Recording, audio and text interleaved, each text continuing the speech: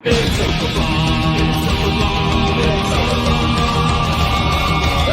night in with Mauler and the drinker, getting trashed with the web screen thinkers. A cheap night cause I'm feeling kinda thrifty, got a 10-pack of beers and a bottle of whiskey. Hop off the cork, have a glass of wine, as they'll say, I'll be fine. Trouble walking in a straight line before the Pinot Noir. It's Open Bar with our hosts, Mauler and the Critical Drinker.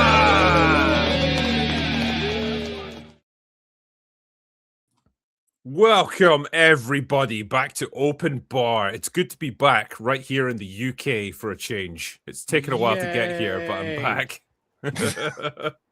Whenever you've gone for a week, it feels like you've gone for like a year. Like, I know. Honestly, like, yeah, because I moved around quite a bit when I was in the States as well. And so when when you do that, like every time you change location, it just feels like your whole holiday lasts so much longer. It's hard to describe, but it just does a weird psychological thing to you. But yeah, for anyone who doesn't know, yeah, I was supposed to be back 2 days ago, but my flights kept getting cancelled, like technical problems and then weather problems and then freaking smoke from Canada made its way to Philadelphia, and for some reason they couldn't fly in that. So wow, that's just amazing. So you didn't happen to I don't know, annoy any cyclopses in any caves or anything, did you? Maybe it honestly felt like Odysseus, he has nothing on me having to wait around Greenville fucking airport for like 2 days. Poseidon really fucked with you. Damn. It was tough going, man. But hey, I'm back now. I made it. I got my Odyssey review done, so that was nice. I shared my thoughts on that. And we're going to talk about it a bit more tonight with our wonderful panel of guests. But as is tradition, we're starting a new tradition in this case, actually, because we used to do Pointless Facts of the Year for every year of Open Bar.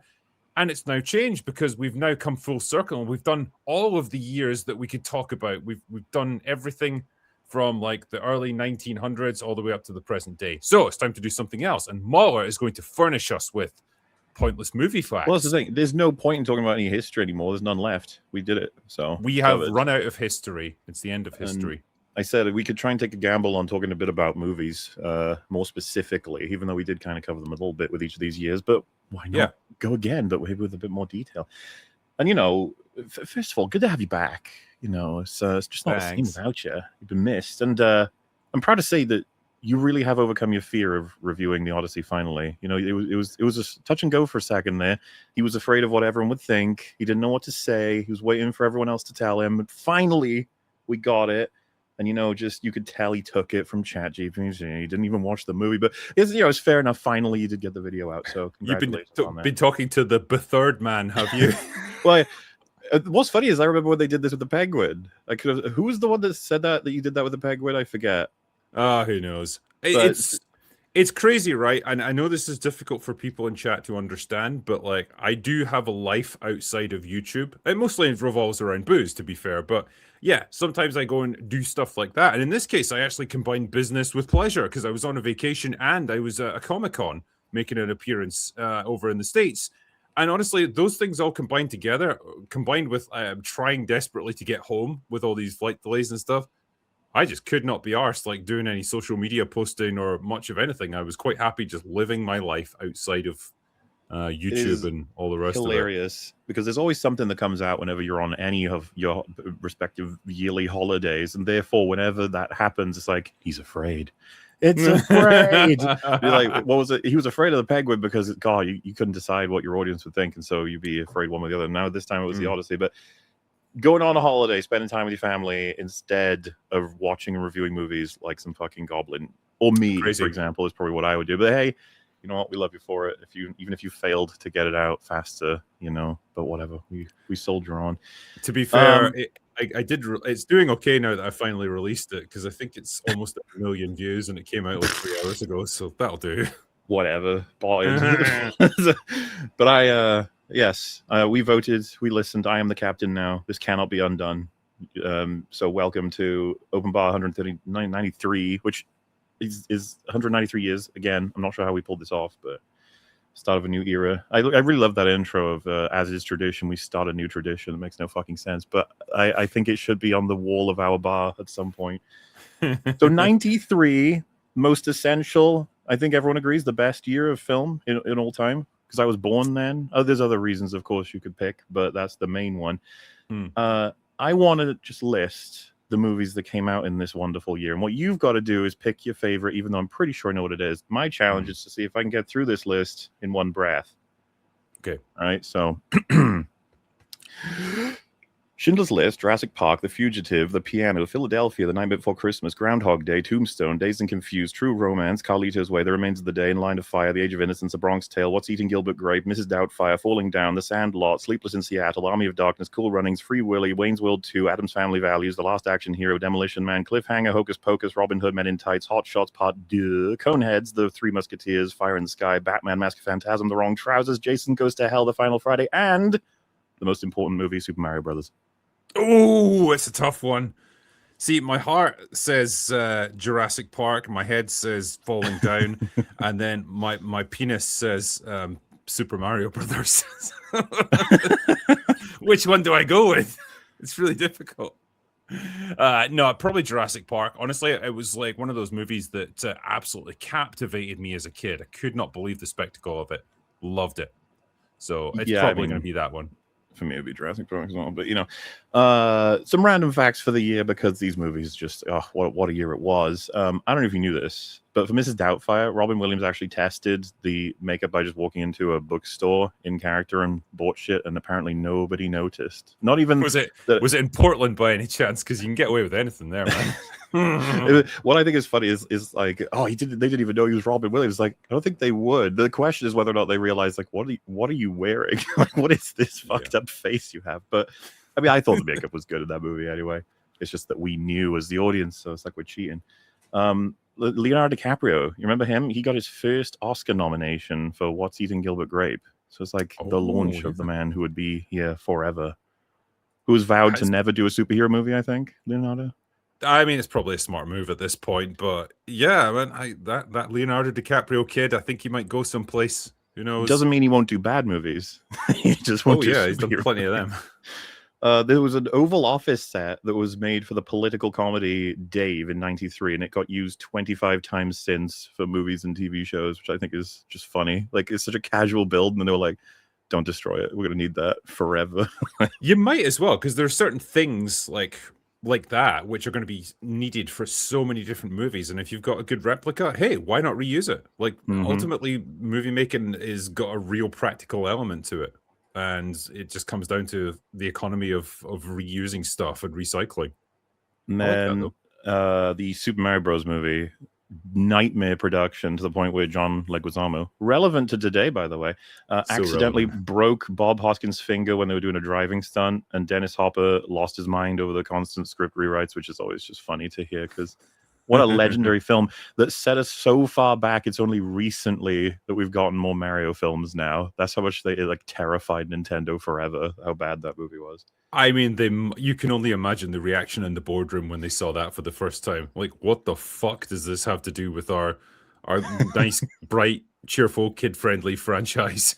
There's that video, Nightmare World, where it's like Bob Hoskins just there. And it's like has a moment that he just goes, "I was King Lear." Yeah, I heard someone talk about that, where he was walking around just kind of shuffling about in a daze, and he just, I'm a classically trained actor, don't you? Tarantino famously sold the True Romance script, which is a pretty awesome movie, to get the funds he needed to finance Reservoir Dogs, which is just a really fun bit of history, I think, for film. Because you can tell when watching True Romance, like, it feels like a Tarantino dialogue, Tarantino script. Absolutely. But as discussed, the GOAT, Jurassic Park, first theatrical film to use DTS, digital sound, co-founded by Mr. Spielberg, which gives you less compression, higher bit rate, cleaner, richer sounds. But the major thing was, like, it was flawless synchronization, so no more falling ahead or behind on audio. And it was a bit revolutionary on that front. But for lots of other reasons, including the CG being considered like one of the major movies to sort of push that forward, which it was. But at the same time, the fun facts are that you only see, out of the total, I think it was 14 minutes of dinosaurs in the movie, 4 of them are CG. 4 minutes. That is impressive. That is it. But that goes to show less about how you use it. Yeah. Yeah. And then, of course, just that they kind of changed some facts around, as well as had some antiquated science on the dinosaurs. But that's all right. The major fun fact being that the real Velociraptor was about the size of a turkey, so they altered a few things, took inspiration from other dinosaurs to create what they had. But they had the ultimate get out clause, didn't they? Because it was blended with the DNA from other animals, frogs and shit. Yeah, viable. Yeah, so you can say, well, the frogs were really big. What can we say? I think Mabel is just like, fuck you. We influenced, culture forever. Like, fuck you. These velociraptors look like terrifying monster creatures because fuck you. That's why. The sounds they created for the T-Rex are so iconic. I have a question for you, Drinker. All right. They got a lot of sources for this. I've got 5 potential sources of sounds. One of these is a lie, and you've got to tell me which one it is, okay?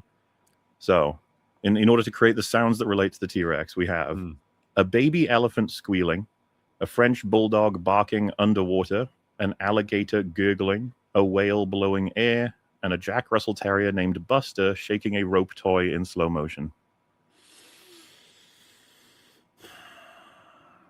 The gurgling air underwater, I think. You going with the French bulldog? Yeah. Any particular reason? Just sounds wildly implausible, which probably means it's true, but... Well, I mean, the Jack Russell Terrier sounds funny, but you are correct. That is the lie. I wanted to make it silly, but also try and make it somewhat like with the rest in some way. Yeah, honestly, I thought you were going to throw like a TIE fighter in there or something, because it's such a bizarre, it's a very distinctive sound that it makes. It's almost like an animal combined with a jet engine or something. It's so powerful. That would have been a fun twist if I'd lied about all of them, just to throw you off. Joke's on you, Drinker. They were all lies. But no, 93, really good year for film. And it looks like going forward, we'll have some fun with that until we eventually get to the modern times. Anyway, on with the show, I suppose. Well, that concludes Mauler's Fun Fact movie segment. Thank you, my friend. I appreciate that. I think this is very good, and you've done yourself proud on that. But how about we assemble our bar so we can do some ranting? Let's do it. All right, let's do it. So we've got, welcome everyone to the bar, Shadiversity, the History Bro, Metatron, and Sargon of Akkad's. Gentlemen, hello. How are you all? Hello. Shad's just got a knife there, just ready to I'm go. ready to go to war. This film has pissed me off more than many films in recent past. What, Super Mario Brothers movie? Come on, dude. It was 93. Let it go.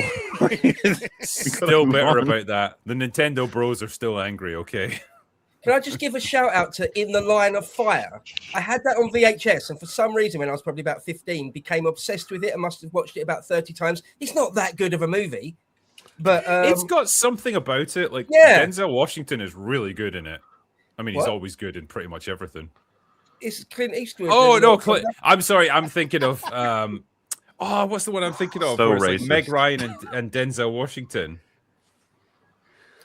Oh, that's gonna bug me now. He's like a military investigator of like her chopper crash in the Iraq War. Courage Under Fire. That's it. Yeah, I knew fire played into it somewhere. There's the 2 days without sleep starting to creep in. Sorry. Don't worry, Drinker. It's not like you review movies for a living or anything. No, it's fine. Who knows what else I've forgotten and gotten wrong? No. In the Line of Fire. Excellent movie. Clint Eastwood is always solid. Yeah. And John Malkovich is a great villain in that. Oh, yeah. An incredible performance. I need to rewatch it. It's been a few years. Indeed. Well, okay. Can I chip in a Jurassic Park fact that I thought you were going to get? Yes. Or didn't. The actual thing about Jurassic Park that was revolutionary was the portrayal of the dinosaurs as being quick. Up until that point, it was always assumed that the dinosaurs were slow and their tails dragged on the floor and that they were all cold-blooded and useless. And paleontology had been catching up over a number of years, but Hollywood hadn't. And it was, Michael Crichton had portrayed them as like very active, dangerous hunting monsters. And Jurassic Park, there's another dinosaur movie that came out in the same year or around that sort of time that portrays them in the old way, where they're just like sluggish monsters. And Jurassic Park completely revolutionized how the public viewed dinosaurs. If we went over all the ways that Jurassic Park revolutionized cinema, we would be here for a few hours. Can I also say the original Michael Crichton novel, which is just free, unabridged on YouTube, is brilliant. It's brilliant. Oh, Even yeah. if you've seen the film a bunch of times, you'll still really, really enjoy the Crichton novel. If you ever read Dennis Nedry's death scene in the original novel, it is fucking brutal. Like the movie omits so much, man. Like he suffers in the book, but yeah, Crichton was always an interesting one because I think he had, by his own admission, wasn't big on like characters or interpersonal drama or anything. He was just 100% about the ideas at play. The characters were just there to facilitate that, which is fine in a book like Jurassic Park because it's a fascinating concept. Hey, what if we could actually bring dinosaurs back to life? Yeah. And clearly it worked. And at the time, it was a good shout as well. Now, we know now that DNA doesn't last that long, so it's just not possible to do it. But it wasn't known at the time, because it was back in like the early 90s. So Crichton was genuinely quite visionary with all of this. Another fun fact is most of his novels are. I was going to say as well, like we were talking about the perception of dinosaurs in the movie, how in the years since they've realized that they were probably more in common with birds than the scaly sort of lizards that we saw in the movie. Hasn't that now started to swing back? And they've discovered actual prints of dinosaur skin, and it is very scaly, like lizards. And so they're starting to move away again from that concept of feathers to more like what we actually saw in Jurassic Park again. Well, it's different for different dinosaur species. Massive dinosaurs definitely didn't have feathers because there are for thermodynamic reasons. For the same reason that elephants don't have lots of fur or anything like that, because large creatures retain heat really, really well. And so, if you've got an elephant is completely bald wandering around the African savannah, imagine something that weighs 10 times what the average elephant weighs. How much heat that thing retains. You're hating on mammoths. Yeah, well, that's because why are you hating on Boogie? Well, no. They were in the far north in the Ice Age, right? They actually needed to conserve the heat. But for a lot of the period of the time of the dinosaurs, the Earth was a lot hotter than it is now. But a lot of dinosaurs did have feathers. It's just whereabouts in the world they live basically determines that. Yeah, that makes sense. I guess they were adapted to their climate. The most interesting fun fact to say about Jurassic Park would be there are 6 sequels, and you don't need to see any of them. That is a very good fact, and it's so true. That's 6. True, I was so. That was 6. I know we're going off on a total Jurassic Park tangent, and I kind of don't care because anything goes at this point. But I was so excited for The Lost World when it came out. It's Spielberg's back, and it's Crichton's done the script for it and everything. It's going to be amazing. The magic will be back. And then I watched it, and it was like, yeah. Fun fact about that: The Lost World was the only sequel that Crichton ever wrote. Yes, and it was inspired by the success of the movie, wasn't it? Yeah, it was. Yeah, makes sense, I guess. I mean, it felt a bit lackluster in comparison. Well, but hey, it was a masterpiece compared to everything else we got since then. So, isn't that amazing? Though Jurassic Park is such a phenomenally successful franchise off of only one film. Yeah, pretty much. Yeah. It's been downhill since then. Anyway, talking about going downhill. All right, let's just launch into it. Everyone on this panel has seen the Odyssey by this point. It's literally the only thing that Twitter is talking about right now. Give it to me, gentlemen. What are your thoughts on this film? Excellent movie. 10 out of 10. Let's move on. No notes. And I'll let you go in any order. Feel free. I'll go last because you're gonna scream. I'll give my thoughts if you like. You know what? Then I'm going to nominate you, Metatron, because you have been very vociferous in your thoughts on this movie. Yeah, you can hear me, right? My microphone is working. Yeah, we've got you loud and clear. Splendid. What can I say? Nolan is a muppet. That's how I'm going to start it. He's a muppet. Whoa, hold on. That's gone far there, Metatron. You need to calm down, buddy. There's lines that a man doesn't cross there. There is language, and then there is language. So... there is language. Don't even mention language and talking about Daddy Odyssey. Oh, my God. Brother, I don't know. We're going to have to look into a lot of things, of course. As I said in my review, I made 2 reviews, a biased one and an unbiased one. The fun one is the biased one, the one where I bring in the heavy cavalry, right? And I don't know what to say. There's a lot to say, the history. We could talk about the armor and weapons. We can talk about the nonsense. We can talk about how far away he is from the actual literary tradition. We can talk about how he flattened women and gave them less space than Homer.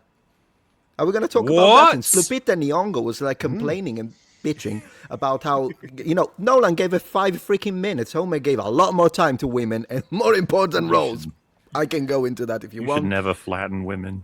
Yeah, there is really a lot to say. Them up more. You want to... So anyways, you want to inflate them. It's a disgrace. It's a disgrace. I want to talk about how Odysseus said our age of bronze is collapsing. A Bronze Age man says our age of bronze is collapsing. You gotta be fucking joking. Like, imagine a medieval man saying, "Hey, I'm off to the 100 Years' War." How do you know it's 100 years? Like, in the Middle Ages, middle of war. Like, it's the age of iron has begun. The age of I swear there is so much to say. Anyways, I brought some pictures if you want for later to show you a few things. Sure. But in general, it's a disgrace. He's a traitor. He's disgusting what he did to the Greeks. The movie was mid, even if I remove the politics, and the rest will, I guess, ask me any question. I'm here. But before you're kind of on the fence about this one, then. Well, before we go on, I think that's the thing to hit there, right? But even if you remove any critique, like if you're just someone who literally knows nothing about Homer, nothing about the culture war, you're just like, oh, there's a movie on. I'll take my girlfriend to see a movie, and you go and watch the Odyssey. You're going to come out of it going, okay, that was maybe a 5 out of 10. Like that's it wasn't even great, like the glazing that all of the press, everyone was glazing the shit out of this. And I was like, okay, well, I could go in there and it might be horrendously offensive to me as a political person, but if it's a good movie, I can still enjoy it. Of course. But it wasn't even a good movie. It was fucking boring. And on top of that, I think the more that you think about it, the worse this film gets. Even divorce it from the historical atrocity that this film is, right? You start thinking about the plot, the underlining message. This film is bad. Now, I will agree, it's not the worst thing ever, but that's causing people to get confused about its quality because they think, they've been in this. We've just had Supergirl, right? And so they've come out from, either experiencing that, and then they watch this, which isn't the worst thing. And then I think, because like I said, just you start to think about this film, and it's like, for me, 3 out of 10. I'll share my additional thoughts. I just wanted to interject that. But I'll share later. Bo, what about you? Yeah, I thought, again, I completely agree with you guys that if you took all the DEI and all of that out of it, the insult that it is to Greek people, and in fact the entire Western tradition, if you take all of that out of it, it's still a subpar film. I think it commits the cardinal sin of any play, any book, any film, any piece of TV, any piece of content, the cardinal sin of being boring. Yeah. Right. You cannot do that. Well, you can, of course, and they do, but it was boring. Somehow they made it boring. I happen to know the Odyssey really quite well. I had to do it at A level when I was about 17. Had to read it in its entirety. No way around that. Write essays about it. Had to do that again at undergrad when I was about 20. I read it again in my 30s at some point, and I listened to an audiobook about a couple of weeks ago. So I'm actually quite familiar, very familiar, really, with the original text. Right, so I was prepared for the screenwriter to fuck it all up. I was prepared for that. I knew there was going to be DEI shit in it, so I was prepared for that. And I thought it was still poor. The only good thing I could say about it is some of the cinematography is good. Some of it, some of the shots are very good. That's the best thing I can say about it. The pacing, the dialogue, a lot of the acting. They made Odysseus dull and emotionless. He's not dull and emotionless. He cries all the time in the book. He's a big baby, for fuck's sake. And they made him... He's just in touch with his feminine side, Sargon, okay? Honestly, he really is. And literally, Homer says he weeps like a woman, It's like, there was no emotion in the whole thing. A couple of times you got Anne Hathaway with a bit of emotion, right? She tries, as much as her Botoxed face will allow her to, she tries to emote. And that Patterson kid, right? He was the best one in it. You got a little bit of emotion, a little bit of something from him. Everyone else they were obviously, I can only imagine they were directed to play it flat. No. I saw a quote that Christopher Nolan, apparently someone had asked him, "Oh, Christopher Nolan, what am I supposed to do?" And he's like, "That's your department." And it's like, what do you mean? Yeah. You're the actor. Nolan has a reputation for, how can I put this? He's not an actor's director. He's famous for giving them very little actual direction, and then it comes down to the individual initiative and skill of the actor. And so what you see here is most of the actors are just kind of on autopilot. Like John Bernthal is just playing every generic tough guy, brawler, street smart Every dude John Bernthal character. Yeah, that he's ever played. Tom Holland is just Tom Holland. Minus the English accent. He gives nothing, absolutely nothing throughout the entire movie. Charlize Theron is just blank, vaguely mysterious lady. And I think this is part of the problem with what Nolan's done here, and maybe it's part of the problem of trying to condense the entire Odyssey into a 2, maybe 3-hour movie. Well, of course, yeah. You have to skip over quite a lot of stuff, and so a lot of these characters are never put into context. You know, Cersei, who turns men into pigs because like she's seen their true nature. There's no context and no backstory or no explanation of any sort for her. She's just there, and then we move on. Then it's all divided into these little 10-15 minute like mini adventures. You know, the sirens, we don't even get to see them. We don't even know their true nature or what they're all about. We meet Calypso, and again, he's been living with her for 7 years. Then she's like, "Oh, well, you've remembered where you actually came from. Guess you better go then. Bye-bye." And that's it. Yeah. There's no context to it, and so there's no meaning, and there's no emotional engagement with it. And I think this was my biggest issue with the movie. I was never emotionally engaged at any point in this film. I wasn't engaged with Odysseus and his quest because he didn't seem to care too much about it. He was never in a particular rush to get home. He was, we've lost... He'll bounce back, I'm sure. I bored Sargon to death. Yeah, I never got the impression of a man desperate to get back to his wife and kid and like take up his throne again, and willing to go through hell and high water to get there. Trying to keep his men alive against all the odds and weeping for everyone that he loses. He's just very disengaged and he's very distant, and he's basically like every other Christopher Nolan protagonist in every movie he's ever made. And so when I'm not engaged with it and the characters are not engaged with what they're doing, well, what is there to get invested in? There's even a scene where a dog dies, okay? That's almost guaranteed to make people weep. Argos. And it doesn't even generate anything because the character himself doesn't care when it happens. He just moves on. Can I just totally agree with you there, Drinker, about that I'm not emotionally invested with Odysseus getting home. Now that's a complete fail for this story. Nostos, is that right, Metatron? Nostos, the homecoming, yeah. Right? That's what it is. That you're supposed to be invested with him getting home. He doesn't seem to care, so I don't care. How they failed to hit that note in this story, and the other broad thing I'd say is about tension.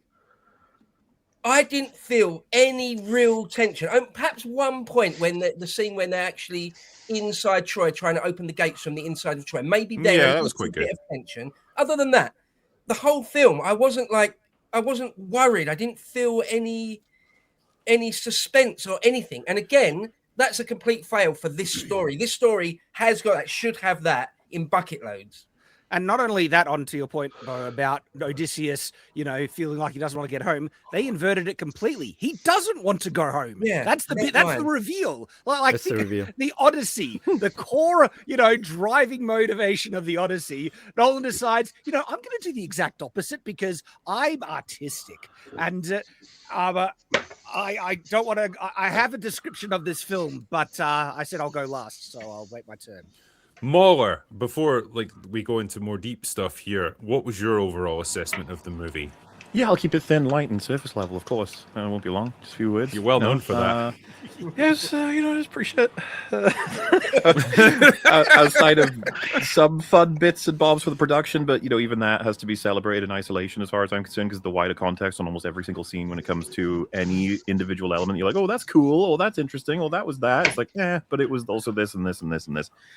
Cinematography was good enough to distract everyone from the failures in the choreography, pacing, structure, authenticity, of course.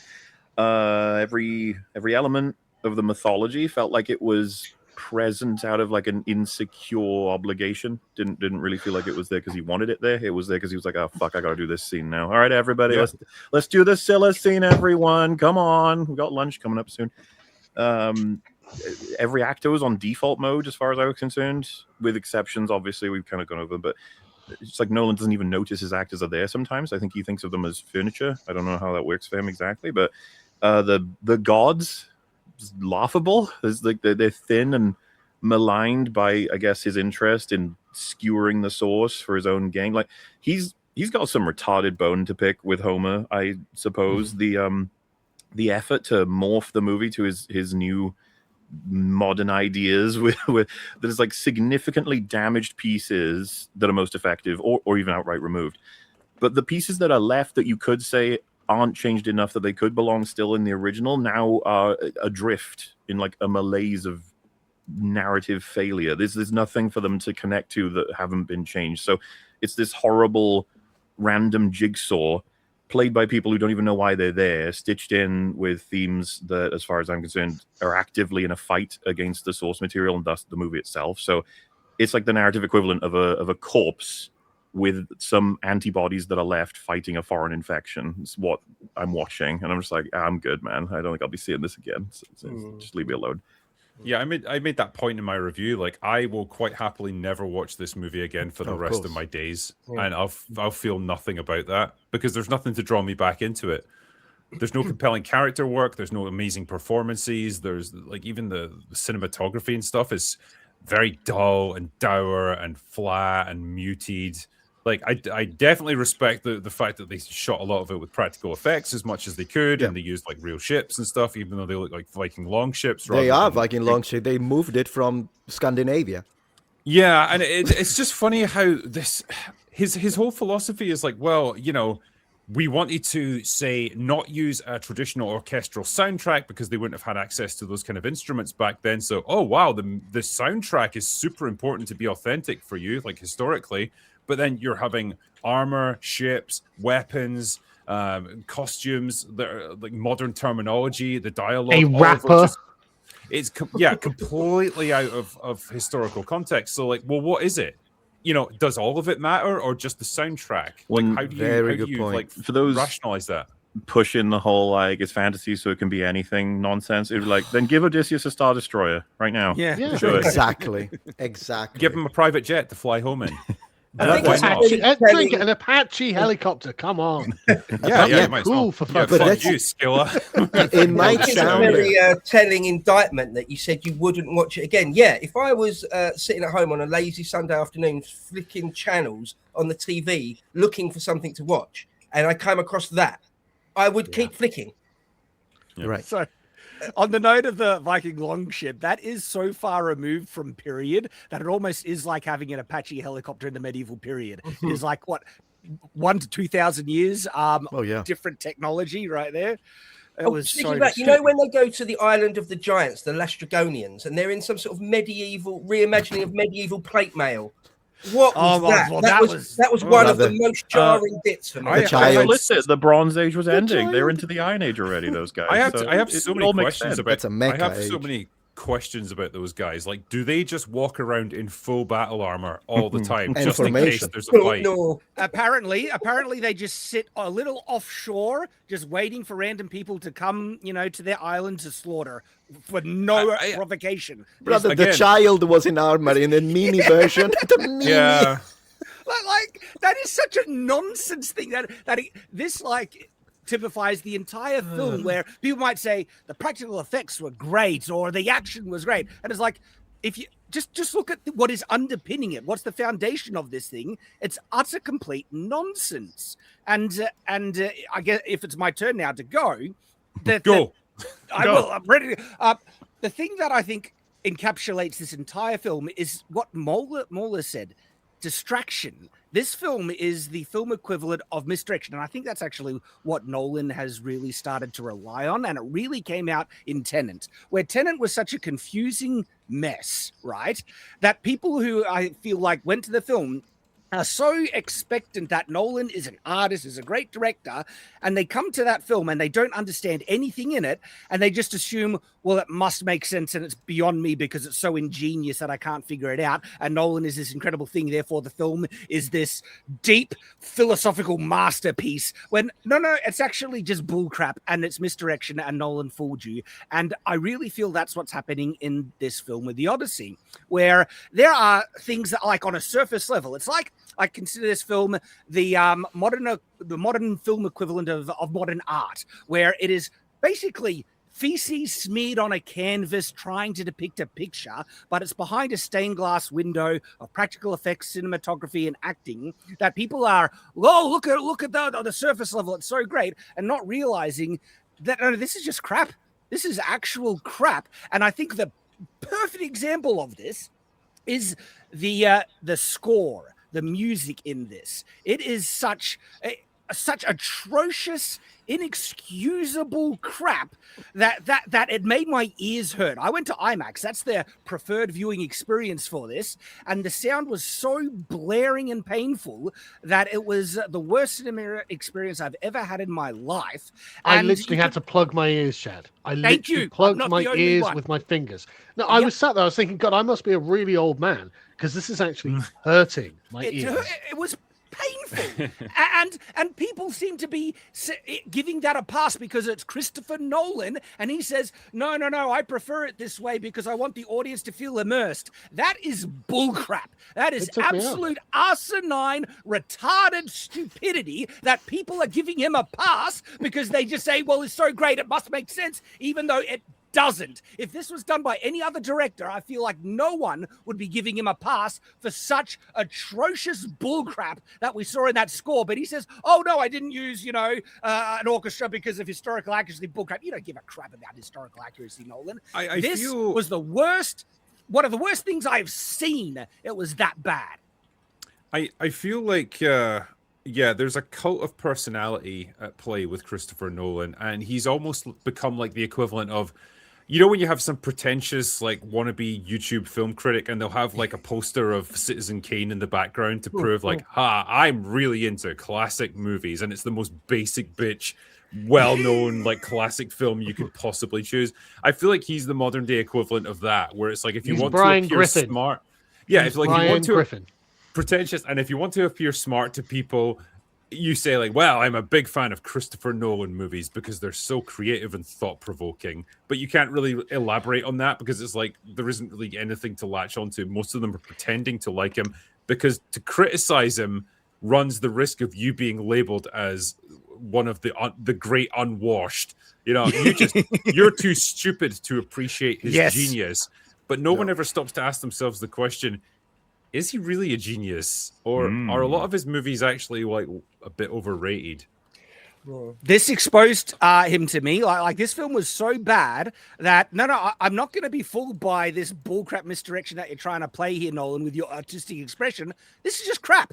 This is a piece of crap on the wall trying to say it's some high art and trying to convince people to look for what's good in it when it's really not. Like people are looking at, like you've seen the modern art junk on the wall, and they're convinced that it must be good because it's in an art gallery, and so they're inventing reasons to try and say it's brilliant. And it's expensive. And it's expensive. Yep. One of the feelings I got with this, when a film's really good, you feel like you're in the hands of an expert storyteller and filmmaker, right? I think maybe an example of A Bridge Too Far, or The Duelists, or even bloody Jaws, right? You can feel that you're being treated to someone that really knows their art of storytelling, if nothing else.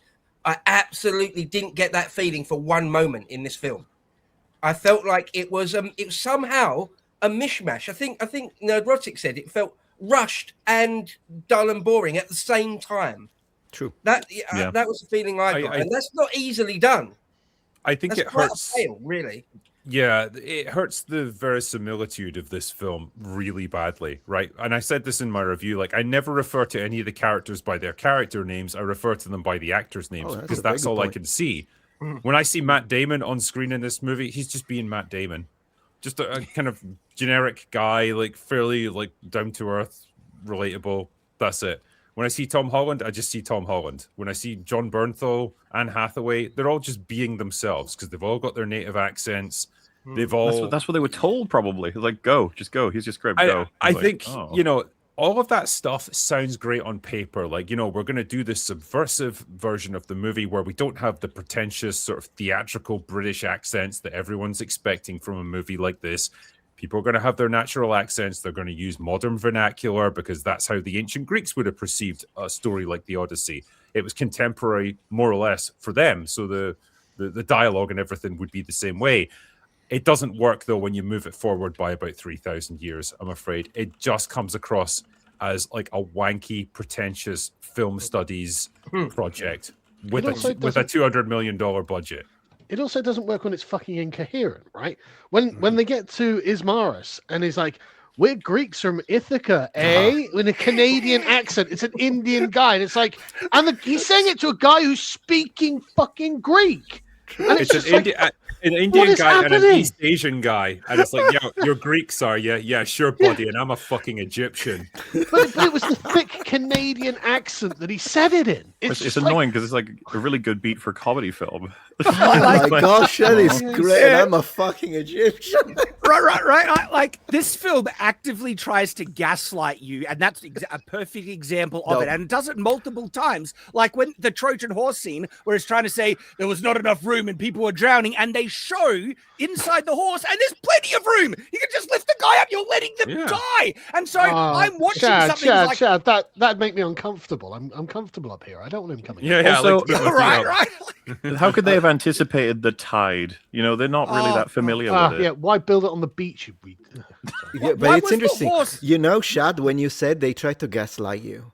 Yeah. But specifically the scene when you have the Patel and the African guy saying, we are Greeks from Ithaca. They're trying to gaslight the Greeks in that scene. I truly believe that message is for the Greeks to tell them, oh, you think you are ethnically Greeks? So are we, just as Greek as any of you, even if we don't speak a language and we have arrived 15 minutes ago. That's the message I'm getting from that scene. When you say they, do you think Nolan specifically? Because I struggle to figure out just how much of this is done because he's a retard or not.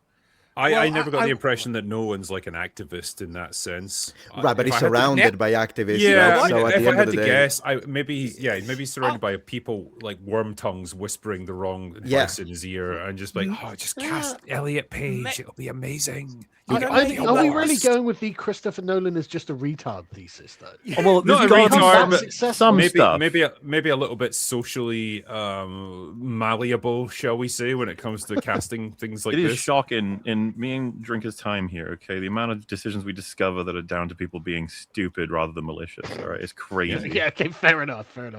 But can I confess something very quickly? I've never actually watched a Christopher Nolan film. Oh, not one. Not one. Really? I saw a bit of the Batman one where Heath Ledger is the Joker and he blows up a hospital. I saw a bit of that one. Got a bit bored of it. I was never a Batman fan. I tried watching Inception, but I found it really boring and pretentious. So I just gave up on it. And then after that, I just never bothered with any of his films. And so this is the first one I've watched, and I really just think he's basically. Inception. Yeah, I'm not saying you can't like it. All I'm saying is he's saying we can't like it. I am. I would say he's very. I didn't like it, therefore you're not allowed. Okay. He's a man of ideas rather than humanity. Yeah, so like he can come up with the most incredible mind-bending concepts. He's definitely at his peak when he's doing sci-fi thrillers, like coming up with crazy ideas, like the time dilation effects in Inception or whatever. That's all great stuff, but like he doesn't handle characters and people very well, and so there's very little rewatchability to a lot of his films. Like once you get past the gimmick and you get the crazy twist or whatever that he works in, there's not a strong incentive to go back and rewatch his films. Right. At least for me anyway, and maybe other people feel differently about him. But I've come to like him less as time has passed. He definitely pulled it back with Oppenheimer. I thought that was mostly a really great film. Again, the interpersonal romance stuff is horrible. It's like watching two androids trying to fuck each other. But otherwise it's pretty good. But like generally I have like gradually soured on his style of filmmaking over the years because it doesn't let you in emotionally, and I think you need that in a film, particularly something like the Odyssey. George Lucas. Well, I described the Odyssey as it's a hero's journey without a hero. And that's very true. It's an epic saga with no sense of grandeur and scale, and it's an adventure with no sense of wonder and romanticism, because it's made by a guy who doesn't have any of those qualities necessarily, because he can't intellectualize them. Well, can I say something about heroes there? I think you're absolutely right. It's a hero movie without a hero. Odysseus is supposed to be heroic. He's supposed to be up. He's supposed to be up there with Hector and Achilles. Not quite on their level, but he's supposed to be one of them, one of the all-time greats. And he's supposed to be complicated.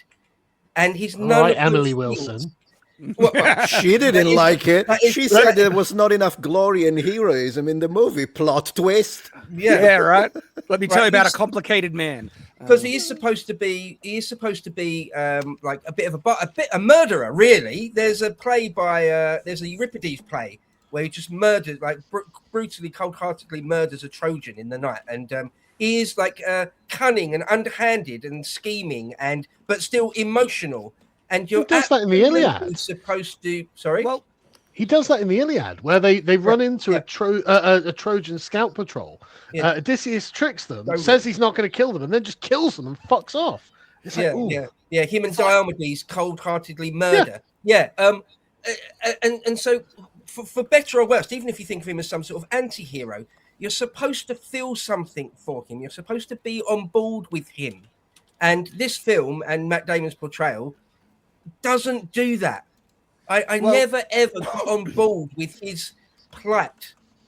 One of the larger crimes that this film does is kind of what you're referring to there, Bo, is that this film modernizes a historical text. And one of the most useful things about having such an old story is that it reflects the past in an accurate way, a way that is different to us, especially the concept of morality. Like back then, killing, right, was not considered nearly as bad as us in the modern day, where we would call it flat out murder. I know if you kill someone under the right circumstances, well, like that's heroic. Good job. You got one over your enemies. If you besiege a city that resisted you for 10 years, you have every right to rape and pillage and destroy it and burn it to the ground. That's the historical context. But this film is such a subversive piece of crap that it needs to modernize everything. And so Odysseus, instead of feeling like he got this great victory of Troy, now he has PTSD and he regrets it horribly and is going to go off into exile, completely subverting one of the primary interesting windows into the past that we have. And it was so bad. Even Emily Wilson was like, "Well, that was a subversive piece." True. Because I was going to say, like, you could argue that he, like, with the trick that he pulled with the Trojan horse, ultimately saved a huge number of lives on his own side, amongst his own army, because prolonging a siege for years. Beyond that is going to result in even higher casualties. So it's like he brought the war to an end. I mean, it took him 10 years to think of the idea, but give the man a chance here. Can I say something on that? Build on that. There's a lot in this film which isn't in the Odyssey. Carl, I watched your video a couple of hours ago. You're quite right. This isn't the Odyssey. Yeah, it's not. No, it's not at all. Because there's loads in it. Like, for example, all the stuff with on the beach. That's all in the Aeneid. That's all in Virgil's Aeneid. Like 700 years later in the Age of Augustus. Right? There's stuff about Clytemnestra and Agamemnon. That's all Aeschylus. That's an Aeschylus play, isn't it? Agamemnon. There's none of that. There's loads but it's of all things just in fictional here, as well. Even from its own time, it was fictional. Yeah. There's just so much. Aeneid isn't a historical. Sorry, go on. As I said, there's so much stuff in this film which isn't in Homer's poem. So much. And one of the things I found really, really subversive is what Shad talked about there. On a level with casting Helen of Troy as a sub-Saharan African, as subversive as that, is making Odysseus suffering from some sort of PTSD. No. There's none of that in the original. There's none of that. Odysseus was a heroic thing he did, a heroic thing, a glorious thing. He's not losing sleep over it. There's this interesting calculation that seems to exist in historical times in regards to when it comes to sieges, where usually a besieging force will give the city or castle, whatever they're doing, the opportunity to surrender. And the proposition is, you surrender now, we will show mercy to women and children and other things, and we'll hold back. But if you don't surrender now, that is you choosing the destructive outcome if we win. And so that's going to be on your head. And to try and make sure that the next person we besiege is going to surrender, we're going to hold to our threat here, and we will raise your city to the ground if you do not. And when they finally overcome the thing that they're besieging that had the opportunity to surrender, they felt they had every single right. This is their historical mindset. It's different to ours, okay? But they felt they had every single right to slaughter every single person in that city, because in their mind, they chose this. They had the opportunity to surrender, and they felt it was right and good and justified. And so Odysseus coming out of this thinking that something horrible. No, he was happy with it. He was proud of it. He achieves this great, incredible battle victory. And they flip that on its complete head because of modernity, and I can't stand it. It is not a reflection of what people like in the past at all. Isn't it even in the scriptures? Metatron, you'll probably know. Isn't it even in Deuteronomy? Where you can ask Chad as well. It says if the city holds out after being offered surrender, then it's fair game. Every man. Well, it's a war book. Yeah, of course. The first 5 books are full of war. The Israelites are sometimes commanded to wipe out everyone. And if you don't wipe out everyone, you're going to be in trouble. And then King Saul was like, no, I'm going to sacrifice some instead. And he got in big trouble. But the crazy thing is that it did happen. So there is also the fact that the city was destroyed and burned to the ground.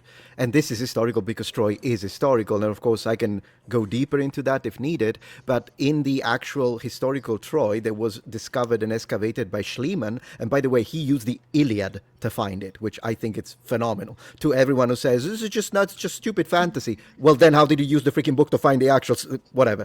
So when he excavated it in 1850 to 1870, Troy 7a shows multiple layers of ash that demonstrate an act of fire that was widespread throughout the entire city. So the whole thing happened.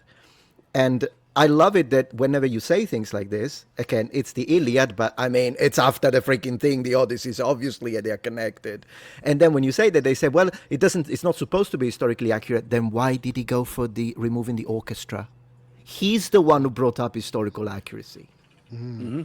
Yeah. So, I mean, it's also but only for some things that are important to him. Certainly not for the armor and weapons and weapons were fine. Actually, I've looked a bit deeper into the weapons. There were issues with the weapons as well. Not as bad as the armor. The armor was unbelievable. Like there's no excusing how bad the armor was. It was like foam, especially the Trojan armor. Foam, like white foam. It was worse than I've seen people wearing LARP. It was worse than Rings of Power. It is the worst armor I've ever seen depicted on a film, and this is a high budget film. There's no excuse for Was it worse than The Witcher? The test. I would say yes. If not worse. No, brother, it's the polyurethane age. Never mind the Bronze Age. The foam age. It was Agamemnon's armor that really shook me because it's like it's completely flawless. Like it looks like it just came out of a 3D printer. Batagamemnon. I need to change his name somehow. Yeah. So because we brought up just the weapons, I'll share something for our own kind of enlightenment, because I double-checked my references. We actually have a lot of surviving Bronze Age weapons. Exactly. And when we actually take a look at some of these Bronze Age swords, right, are these swords actually, do these ones actually look like the ones we saw in the film? No, the ones in the film actually were dressed up or had weird hilts or different things like that, where a lot of these have very similar kind of features where you see this kind of rounded connecting hilt part, or they have a full tang or something like that.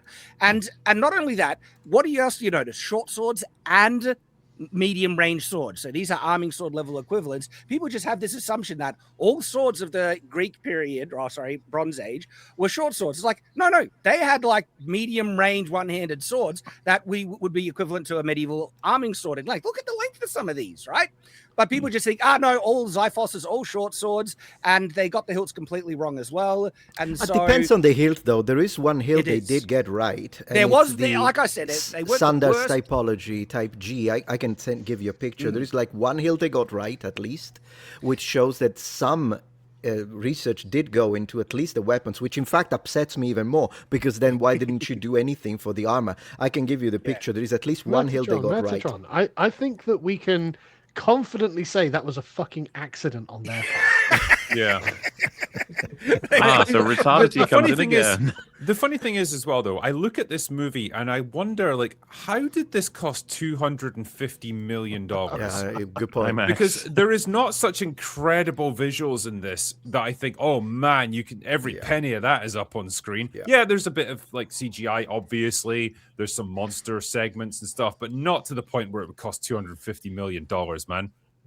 Fucking Zendaya cost $8 million. She's on screen for about 3 minutes and she does fuck all. You are kidding. There's where the And money she's went. really not even What Athena. was the point in that? She's PTSD, apparently. Yeah, I've been she's just his told. conscience. Well, it's but one the of the more- things you said, Drinker, in your video, which I also watched earlier today, I thought was quite an interesting insight or observation, was that it doesn't look like the Mediterranean. It looks like a washed-out, rainy Scotland quite a lot. That's Nolan's style, though. That's his cinematography. It's very like bleak. It's very grey. It's very desaturated. And you see that in most of his movies. But like the Aegean is so beautiful. Like the green Aegean, those islands, some of those islands around there, are absolutely. I can only pin this Lovely, down to like the intent, the artistic intent behind this was to demystify everything. So like these larger than life heroes, this like gorgeous like cinematic looking setting for this grand adventure. All of it has to be scaled down. All of it has to be made dark and gray and colorless and mundane, because that's his philosophy when it comes to demystifying this heroic tale. Drab. Not only Drab, yeah. not only that, like Christopher Nolan, he seems so intent on making things realistic that, in my opinion, he subverted the entire story, where the context is that every retelling of something fantastical outside of his, the appearance of the gods, which is also explained by PTSD and having a delusion. But when he's talking about something fantastical like the sirens, the whirlpool, the giants, Cersei and the pigs, and the Cyclops, is him retelling something while he is completely high on, the Lotus and completely drugged out of his mind, where that gives the justification payoff that nothing is actually fantastical. The entire Odyssey never happened. It's a false retelling of something who is someone who is stoned out of his mind, trying to remember memories that are deeply buried. Yeah. And therefore nothing actually happened. The Odyssey didn't even really happen. And any appearance of the gods is just him also having a delusion. That's Nolan trying to make it all realistic. And I think that's everything. There's a great point there, because the film seems to be generally quite embarrassed by its own mythological elements. And it makes them really, really boring. Like the Cyclops is just this oversized, skinny, fat leftist. And it's just like, okay, like there's just no definition to its body. And it's like, okay, great. And then you go on Cyclops does not lift, clearly. Yeah, exactly. It doesn't, right? But then you go on to the sirens. It's like, hello, there are sirens here, aren't there? I mean, do we even get to hear the siren song? I don't think you do you? No, they put black in their ears and you don't hear it. So this is where I think his philosophy of like, we've got to turn everything into something grounded that can be rationally explained. The gods just become thunderstorms and waves in the ocean and stuff. The only ones that he can't get around are the Cyclops, the Scylla, and the sirens. The sirens you barely see, so you can't even rationalize what they are. And the same with the Scylla. You barely see it. Like you see like these little arm bits come down, and then you see it retreating into its cave, but it's like it's just this grey thing. Don't look at it. Move on. And it's like, okay, but why wouldn't you want to use the amazing technology that we have for special effects now to really put this in our face? Why wouldn't you want to do that? I think of this in the hands of someone like, I don't know, Peter Jackson or something. Yeah. Right. And like, I feel like he would have taken a really honest crack at it and probably done something pretty spectacular. Go big. You're talking about the biggest adventure in human history. Of course you should go big with it. And you can see that the only place he felt confident going big was on the Last Dragonians, right? Because they're on the cover. Oh my gosh. They're the things. And the thing is, right, like I didn't even, that was one of the better bits as an action scene, even though it wasn't very good.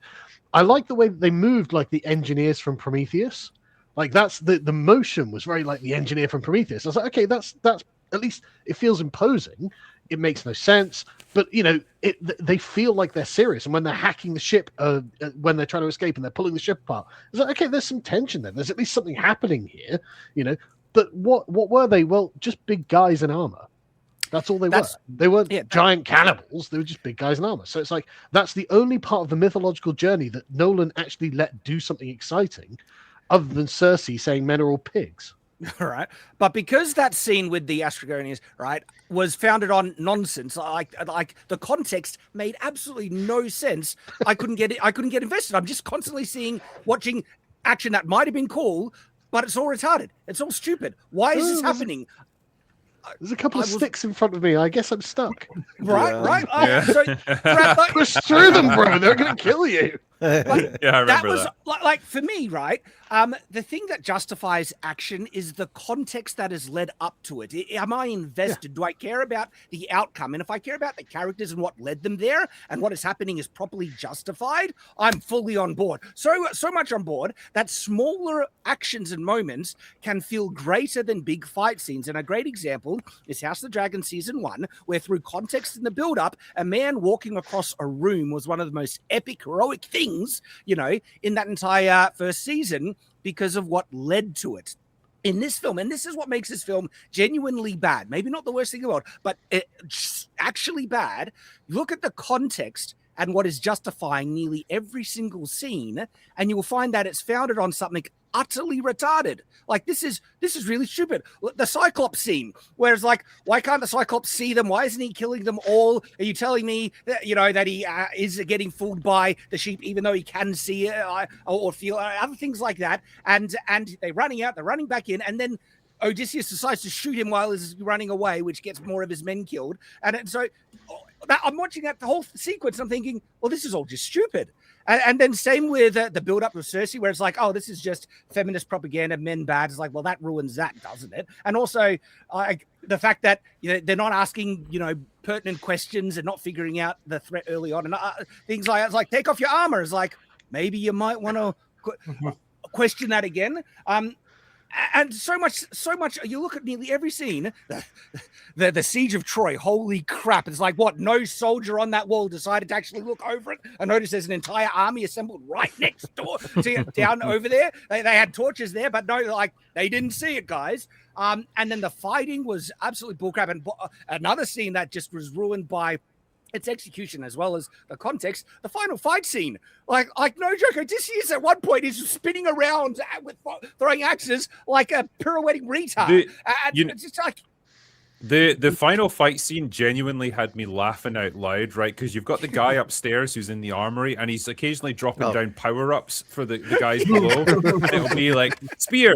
Shields, and then you've got Robert Pattinson who's literally just standing there going, the shields, get the shields, use them, or get the spears, and it's like the game's just dropped the power up in them and still didn't work. That last scene was a real mess. I do want to build on the point slightly of just a more general point about how it seems that Nolan has deliberately made things shitter and lamer and lower key than they need be, like the Scylla monster. Surely that was an opportunity to have something sort of a little bit amazing. And he really dialed it down to like a 1 on that. But there's loads and loads of examples of that, I think, in this film. Couple of examples off the top of my head. Well, one about the women. So like Cersei is supposed to be insanely hot. True. Right? Mission not accomplished there then. And sweet talking. You can't not want to sleep with her. And who's it? That's Samantha Moulton. Yeah, she's like 50 now or something. She's just not pretty. And that Calypso, she's supposed to be as well, sort of otherworldly attractive. I mean, I wouldn't kick Charlize Theron out of bed, but she's knocking on a bit. You know what I mean? I mean, look, buddy, if I had a choice between her and Anne Hathaway, I know which way I'm going, okay? I'll live on your island, okay? Because, for example, in the original poem, there's whole scenes on Mount Olympus with Zeus and the gods arguing and talking with each other. No, none of that. No. Because they don't exist in this version. Would see that scene, wouldn't they? But no. Remember the beginning, it's a world of apparent magic. Yeah. Even though, like, Yeah. Cersei turns them into pigs, literally. So it's Literally. not apparent magic. And Yeah. just a quick thing on the Cersei scene. I love that he shows us seeing the soldiers seeing the discarded armor. Like, if it was behind a wall or something and it was a nod to the audience, yeah, okay, Yeah. fair enough. The guys throw down their armor and it pans back and we see this moldering armor behind a wall or something they don't see. Okay, yeah, fair enough. And they go back and we go, oh god, there's tension here. No, they see this discarded armor. Like, nah, I'll be fine. It's a Yeah, very right? good point. It's That's a very good point, actually. Yeah. I What the fuck didn't are you even think doing? about it. That's You what know, I mean. Like, But this is why I just don't really think of Nolan as a particularly good director, right? That I'm not a director, but that makes perfect sense. Obviously, we should see it, but they shouldn't see it. Very and for good some point. reason, they see it and just go, "I'm a retard, and I'm going to go get my food now." Like, Yeah. it's so dumb. I did send you critical drinker. I did send you a couple of pictures on X because I don't know how to share my screen. I'm incompetent like that. But that was just to show you one sword and hilt that they did get right, which actually upset. They got it really well, and that then- upsets me even more because then we have the look at all the other errors. Yeah. The The armor Yeah, back I can one. share a screen so you can at least see it. So the yeah. audience I gets an sent you idea of this thing. three pictures. Yeah, and, yeah. So hold on, let me just bring this up. So And then, yeah, in share fact, I screen. can show you one more thing while we're at it. And there's another thing that they got right, and it's a throne. They got the throne right. So I'm like, how? How do you get the throne right? Let me see if you're showing. Yeah, there we go. All right. Right, So that's the. yeah. You got That's, the sword here. yeah, that's perfect. think. That is perfect because it's Sanders type G. That's the sword. Sanders type G, type B. There is a subtype, and then I actually showed you the original. I sent you a picture of the original bronze sword, and it Yeah, looks let me bring it up, exactly yeah. like it. That one there at the bottom, and this was found in Ithaca. Exactly. So, I mean, someone must have done the research. Someone must have told him to do something like this, and then they got the throne exactly right. Notice how unsure you are of that. Well, someone must have done, or my Chad note is an accident because they're retarded. Yeah, like it was made. Like, There was it's Like, one they set- just had they had a warehouse full of like props, swords, and stuff. They retarded grabbed the right I'll one. show you the throne. Then I'll strengthen my point. I'll show you the freaking throne. The retard theory gaining traction here. No, I'm gonna debate the retard theory because this is even worse. This is even worse. It makes them look even stupider. What's hilarious, Metatron, you're showing him holding that sword while at the same time he's wearing his armor, and it's just like I the know. contrast is whiplash. It's just like, what is going on? Yeah, the throne is from a palace from that area that was excavated, and it dates to a similar period. So it's like they did get some history plus the music and the symphony. But hey, when it's the armor and Helen of Congo, drop all the historicity. Can I give a really autistic history niggle about this film that really bothered me? Right, is you know at the end, right, where he fires the arrow through the holes in the axes. Everyone's like, what holes in the axes? But actually, if you look up a Bronze Age axe, it's got a hole in the head to lighten the weight of it. And it's like, so why didn't? But they didn't do that. They put labrises. They tied them together. And then they had these labrises, and at one point Odysseus is swinging them around like a fucking twat. But the thing that really annoyed me is when he's like, take the arms and armor off the walls. He picks up Bronze Age axes off the walls that have holes in the head, and it's just like there's like 3 or 4 of them, and I was just watching this like, what are you doing? Again, the retard theory I think really has some roots here. It's It ingrained. seems like there was one set designer that actually knew some stuff, and he snuck in things, and Nolan had no idea what was what, and it was like, oh, that must be fantasy or something. Exactly.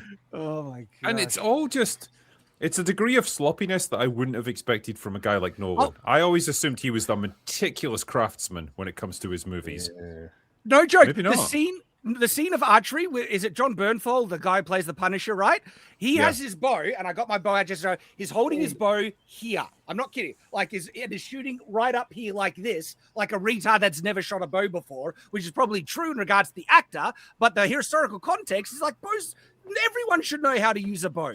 And that also ruined the stringing scene where suddenly every single suitor in that entire court suddenly never had used a bow, and they're using the most retarded methods to try and string a high-powered bow when they would know, no, this is a difficult bow to string, and I've done a whole video on this, by the way, that they would know the basic techniques to even attempt it. But the only people that had any idea of knowing the right, positions and postures to string a bow was the son and Odysseus in the end. Everyone else never seemingly held a bow in their entire lives. And holy crap, the way that they're shooting it is like weak target things, where with a war bow you need to engage your back and you need to really lean into it and do the whole thing, where he's short firing doing these little pew pew piece of crap things. Like that's just another prime example of them not even knowing the slightest. I mean, this is like the most basic stuff of either certain historical things, uses of weapons or armor, or like the siege is so atrocious, the thickness of the walls, the formation, the tactics, the actual combat. Like I said, you look at any scene and you'll find that, things underpinning it or things that are being utterly retarded, but people are getting distracted by, no, it must be good because it's Nolan, so let's try and invent, things that make it good. Let me answer a couple of supers as we're going here, because they're piling up quite rapidly. We got one here, says Nolan could have been finger licking good, but he has chosen to become toe suck evil, and that truly is the worst kind of evil right there. You should never go toe suck. But yeah, thank you very much for your donation there, my friend. Easily the second best Carl and Callum team up that I've ever seen. Cheers, lads. What was the first best? I don't know. Well, Sargon has another Callum on his team. Okay, that makes sense. Let's see, where's the next one here? Because there was a bunch of like biggies that came in. Oh yeah. I took a course where the professor recounted the story of the Odyssey from memory. To this day, it's the greatest telling that I've ever heard. How is it that a guy sitting on a desk simply talking could be more riveting than a multi-million-dollar movie? Because he loved it. Yeah, he loved it. Yeah. Because the story itself is brilliant. The original thing is gripping and brilliant. How they've made it boring. Again, that's not easily done, I don't think. Well, Nolan thought that he could improve on a classic because he feels I genuinely think that when people come into an already beloved story and stuff like that, and they have the hubris to say, well, there are problematic elements, only improve it, is just a massive expression of unbelievable arrogance. They're high on their own farts, and they think Nolan has drunk his own Kool-Aid and thought that he could improve on, this ancient tale because he's just that great. And that happens with Wheel of Time. It happens with Lord of the Rings, with the Rings of Power, where you have these arrogant, people come in and say, that's problematic. I can fix that. And then we get into abominations. Nolan expressly said that he was using it as a way of spreading the message that we're supposed to be kind to strangers. We should talk about the message, yeah. Well, yeah, but it's like, okay, I mean, I agree that we probably should be kind to strangers, but is the Odyssey really the story to do that with? Because it seems to me that the message of the Odyssey is kill all of the strangers as soon as you lot of good being fucking kind to the Lestragonians did. There's only one message in it. It's just kill all the foreigners. No point being kind to the Cyclops. That exploit your resources. Charybdis or Scylla, we could be kind to them. Were the sirens kind? Well, exactly. Washed up on their rocks. Zeus's law in the film only applied to those that had power in the first place, and anyone else who was weaker, they could have ruined Zeus's law, but they were still victims, and that's why you needed to be kind to them regardless, even if they're gonna, invade your throne room and eat your resources with malicious intent. No, Zeus's law, because you have plus the it's power. not even true. He murders them with introduces them all to the business end of the freaking Bronze Axe. So, I mean, it doesn't even one of the main themes in this is about hospitality, isn't it? I mean, the plot archetype is homecoming, but the theme of being like a guest friend and hospitality is a massive, massive part of it, and that it's subverted over and over and over again. That whatever reason the guest isn't treated well, whether it's Odysseus or the suitors or whatever. So for Nolan to try and make it all about some sort of positive message of just treat strangers well and be kind to them. Again, this is the wrong vehicle for that then. True. Completely. Like the first thing that Odysseus does after leaving Troy, after sacking it, is sacks another city. And that's where the guy's like, we're Greeks from Ithaca, and they're literally burning their houses down. Oh, I think they burnt their own houses because they thought they were the peoples Yeah. of the sea. I think the Oh, scene was right. that, Okay, fair enough. right? But And if go ahead. But in the actual Odyssey, that's a city called Ismaros, and that they just go over and sack there, kill all the men because they want to. And it's just like, oh right, okay. This is the story about treating strangers well, is it? Yeah. Oh, I see this one here. A friend is so hyped for this that he booked tickets to watch in IMAX. His friend told him it's one of the best films he's ever seen. He even said Elliot Page has had one of the best performances in it. 5 minutes. 5 minutes. Gonna press X to doubt on that. He'll open bar. It may sound silly, but like just bookmark it. Ask them in 1 year from now what they think of the film, and see if Yeah. they even remember it exists. Oh yeah. Like, I don't want to ruin the innocence of someone like this. It's like, imagine being able to go through your life in the world in which we live right now and be like, yeah, no, that was so brilliant. It's like, oh, that person must be happy every day. No, you know, maybe Blissful ignorance. the friend had a point when it comes to Elliot Page, because they cast, and I can't make this shit up, they cast a transgender actor to play the role of a character whose actions are to manipulate people into thinking the horse is something that it's not. I was going to say as well, Good from a point.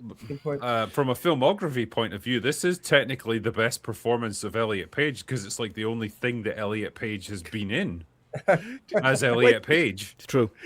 When she's running down the side of the hill in the opening, I felt so bad for them during that scene. in sorry, Drinker, sorry. Yeah, that armor was way too heavy. They were not making it. She is like 5'1" or something, like 80 pounds. So it's ridiculous. It's absolutely ridiculous. If I can make a quick point about that scene in Hades, for me, ever since I first read the Odyssey, where again A level was probably about 17, the best bit I thought of the whole thing is the scene in Hades when Odysseus gets to speak to Achilles and mother, his dead mother. Yeah, and there's a great monologue or dialogue. There's a great bit where Achilles talks about what it means to be dead, what it means to be alive, and it's like it's a really sort of deep bit about like the human condition and life and stuff. Nothing. And whether it be like Odysseus assumes that he's like the king of the underworld or something because he's the greatest warrior. It's like, no, I'd rather be a slave for one day on the earth. Or a farmer, I think it was. Oh yeah, whatever it was. Was it a farmer? Yeah. You know, the line that you get from Sinon in this one. It's like, tell my mother and father that that I died well and stuff, and then he's walking away and he says, make up a bunch of stuff. And then leave. Oh, yeah. That's a fucking Marvel line right there. Yeah. Dude, so is the when you get to Hades, tell what is Sinon, but it felt like tell him Odysseus sent you. Yeah, it's come on, bro. Guys, do you think that was actually Achilles? Because Sinon doesn't have a ghost talk. A shade. Achilles does. Shade. Yeah, sorry. Thank you. Well, they replaced Achilles with Sinon. I think their initial cast, this is a conspiracy here, but maybe the initial casting was Achilles, but then they chickened out, Chick-fil-A. And so, but the scene was already shot. So they said, well, let's say it was Sinon because it's Achilles, the one that has that discussion with Odysseus. Yeah, I'm with you on that. I believe the conspiracy. You think so? Yeah, because it leaked quite early, didn't it? That, it's going to have Elliot Page Achilles, and everyone's like, what? Because I don't know what the logistics of it are within the original Odyssey. Do people's forms change when they become shades within the underworld, or do they I'm not sure, but actually the Batman armor, that's the only moment where it could work, actually, because that one when Achilles is dead and it looks dark, I don't remember how the shapes are described, but I do know that the armor for Agamemnon, if you want, I can bitch about that, but maybe later. Just let me know. I can bitch. On Agamemnon, I feel like anyone with zero context for this story originally, when watching this film, would kind of get a vibe of him being like, oh, is he like going to be the villain? Is he going to be the one that they all have to beat? And it's like, no, he's killed in a flashback off screen. Yeah, it's anticlimactic. Like, I do like the way they portray him as like this terrifying figure that, like, he's almost like a silhouette. Like, you don't get to see his face properly. He's just this big towering figure. I feel like that's how you should have portrayed Achilles. True. Because that's like him as a larger than life warrior. Like a real human couldn't possibly measure up to his power and his danger. But I feel like all of us get more out of that because we know who Agamemnon is. But like, what does a person who knows nothing about it get out of that? Yeah. Agamemnon wasn't really he wasn't really a warrior in the Iliad. He's the leader of men. He's the king of kings. King of Mycenae, they all pledge allegiance to, because he's got the biggest army. It's not Achilles is the great warrior. So you're saying that Troy is actually more accurate in his portrayal, of Agamemnon than this movie? Oh yeah, way more. Pretty much. Troy in Troy, Agamemnon is played really well by what's his name? Brian Cox. Yeah, he's great as Agamemnon, because Agamemnon again is like I mean, a lot of them are very arrogant, right? They're all very confident, and they all think very highly of themselves. And the entire plot of the Iliad begins with Agamemnon humiliating Achilles by stealing his slave girl because he doesn't have enough plunder of his own. Like that's the whole like arc of it. So like Agamemnon is like this giant, brooding, silent warrior in black armor. That's not what he was. That's not what he was. He's a very verbose character. One thing I'll say about the text and where Homer actually describes things. For a start, it's not an easy text to get into, even in translation. My favorite translation, incidentally, is Richmond Lattimore. But okay, usually because it's born out of the oral tradition of like 700 odd BC, right? It's not written. It's not prose for a start. It's poetry, and it's not written like a screenplay. It's not written like a Dan Brown novel, where it's like you're reading what you might be seeing on the screen. Homer doesn't describe every little thing, right? That's not what it's like. Then he describes how until someone dies, then he describes how the spear goes through their eye and pushes it out the back of their head and stuff like that. It's like, Jesus Christ, man. All right. Yeah, some of the man had his priorities, of course. That's right. He knew I was up. Particularly in the Iliad, some of the violence is in sort of extreme detail, isn't it? Unnecessary detail. Yeah, unnecessary detail. But often he doesn't describe what someone looks like. A lot of ancient writing, something like Plutarch even, doesn't go into much detail into what they really look like, what their hair was like. Occasionally they do, but often not.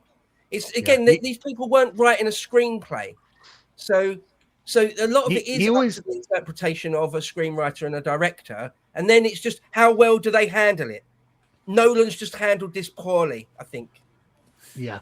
Although, I mean, I don't want to undersell it, because like Homer does tell us that Odysseus is like shorter and swarthier than someone like Ajax, who's a giant with golden hair. Like Achilles is a giant with golden hair. He does give us physical descriptions. A bit. White arms. Yeah, white arms. Helen. Yeah, like swan neck. It's not that he doesn't use any description. He does, of course he does, but it's not like down to. It's not like again, like a modern novel where the writer will spend a fair amount of time painting a clear picture of what people look like. Yeah. But it's not so open to interpretation as Christopher Nolan has done here. Like Helen of Troy, we know is blonde-haired, blue-eyed, white-armed, and not blonde is a later addition. Oh, is it? Still, right. yes. Can I make one little point? But here she was about, described as like fair-limbed. White arms. Yeah, but in general, she would have looked. Yeah. She would have looked like a Miss Indian. They didn't even need that description because they know. They know what what they look like. Phrases, aren't there? Like Hero is often described as white-armed as well. Yeah. So, but one little point I want to make: we haven't actually touched on the race swapping of Helen. We really? But one thing I do want to say. It's been covered a lot. Yeah. Yeah. One thing I do want to say is the scene where you see her with Menelaus and she turns around and all her face is scarred up. Yeah. What the actual fuck is that? I think you're meant to take from that he's been abusing her. Yeah, because that's why he's white. That's why they cast Menelaus as white. Because he needed to be the abuser in the relationship to the wife. The real Menelaus honored her and he forgave her. But that's unacceptable for a white man. Straight and white? Absolutely not. The message of the film is men bad. Men, left unto their own devices are pigs that will lead to the destruction of civilization. Mm-hmm. So you better have women, in charge and guide them in the right path. That's kind of the takeaway. I think there's an interesting conversation that Odysseus has with Circe in the movie, where he straight up asks her, like, well, did they try to like rape and pillage with you, or did they literally try and barter for food? She's like, they were gonna. Yeah, she was kind of like, well, they probably would have eventually. Okay. Oh my gosh! I just I've realized got a bowl of 10 M&Ms here. 2 of them are poisoned. It's a believe all victims.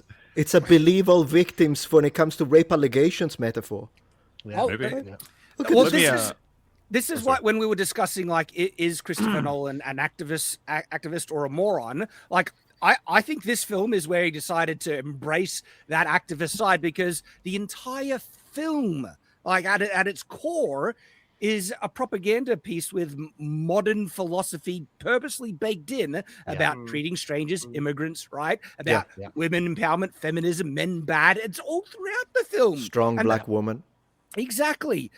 Like there's nothing overt with people coming out and saying patriarchy this and privilege, white privilege that, or anything like that. But the actual underlining foundation of this film is very, very woke. But because there's like plausible deniability, there's nothing overt on the surface, people are ignoring that because, again, misdirection. Like he is misdirecting and distracting people on the surface level bullcrap that for me, it's become so blatant that no, stop trying to fool me now, Christopher Nolan. You've played your hand.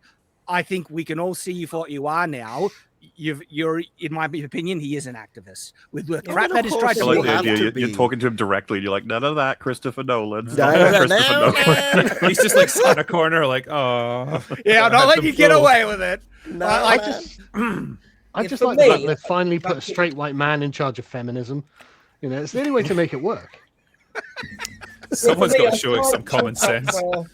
I can't let me bring this one up. all the decisions he made to stupidity, because there's so many, as Shad said, there's so many like artistic decisions he's made here that you can't. I don't think you can chalk it up to sort of stupidity. There's just too many. Because it's like I think it's a great example of like just because a lot of thought went into it doesn't mean it's necessarily a good decision. And a lot of the creative decisions in this bear it out. Bo, how many times has that happened at work? Yeah. I put a lot of thought into this. Yeah, okay, that's a good idea. He's still retarded, though. Like, Jesus, I've done so many things. Let me... Sorry, I was just going to read this one out quickly. How is this film R-rated? Barely any blood, a few ridiculous fucks in the script. Yeah, they come out of nowhere. And zero sexuality or nudity. Yeah, that's true. The sound mix was diabolical. True. My ears bleeding while dialogue cannot be understood. No, clearly you've never seen a Christopher Nolan movie then. No gods here. Watch Immortals. Not this 4 out of 10 turd. And I think that's a far more reasonable rating. I think 4 out of 10 is probably the most charitable rating I could give it. Like, it's not a 1 out of 10. That's what I think. Again, compare it to Supergirl. This isn't the worst thing ever. And because people are latching onto those good things and ignoring the bad, they're inflating it far beyond what it really is. In my opinion, it's more of a 3 out of 10. But the insults that are baked into this film, the subversive nature of it, the activist kind of bullcrap that it's baked into, and the insult to history and what this is culturally, what the story of the Odyssey has meant culturally, it makes this actually kind of almost malicious in intent, which makes me hate it so much more than Supergirl. I hate this film more than Supergirl by a long margin. Course, yeah. Because under normal circumstances, I'd probably give this a 6, but I think because the expectations are so much higher with the source material, the director, the budget, and so on, yeah, I'd be more inclined to be harsher with it and give it like a 4 or a 5. Just because of that. One aspect of this subversion that really bothered me was the way that everyone's talking. All of the cast and the press are talking about Helen of Troy, right?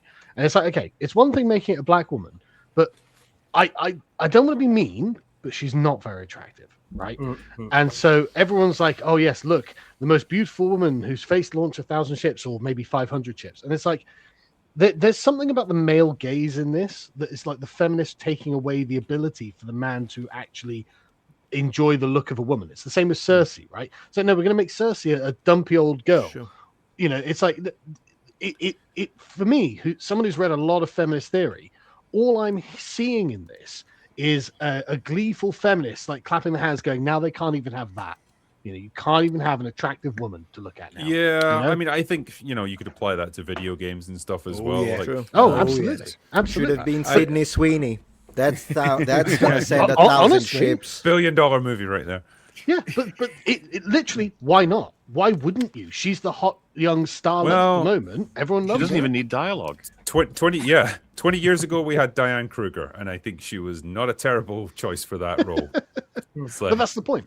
And you would deliberately not choose someone who's unbelievably attractive for Helen of Troy, because that's literally the only point of Helen of Troy in the movie, is that she's unbelievably attractive. So like to choose a not very attractive looking woman, no matter what her race, regardless of the bloody race swapping, is a deliberate feminist trope. Of course. Yeah. Oh yeah, It's fair. Yeah. And Yeah, also, you say she's that- not. She can't be the most attractive woman in the world, because she has a twin, an identical twin, unlike the yes. original. And joint she, first. and she gets carved like an Italian prosciutto cotto, which means then in the movie, the most beautiful woman is Clytemnestra now, because she's an identical twin without a cut on the face. Making That's a Helen great of Troy point. one of a twin is one of the most retarded. Like, what are you doing? yeah, yeah. Why do it? I mean, it goes into crazy stuff in the actual Odyssey, where it's like she's born from an egg, and That's Because that's she fine. was half divine. That's fine, She was yeah. half Compared to the divine. twin thing, which ruins it.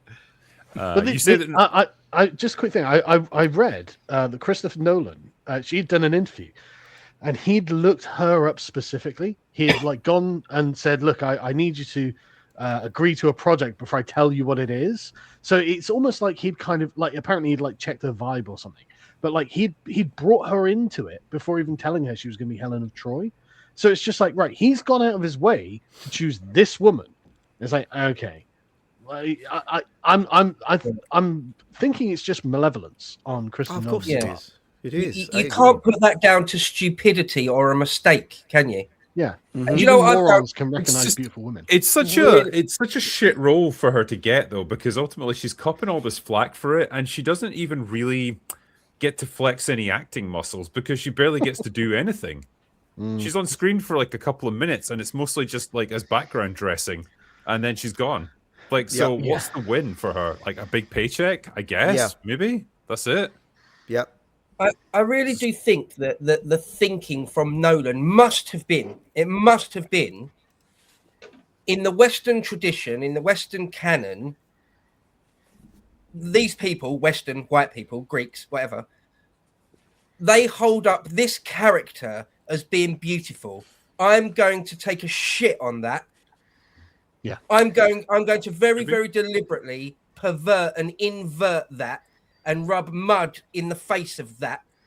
I'm gonna destroy that.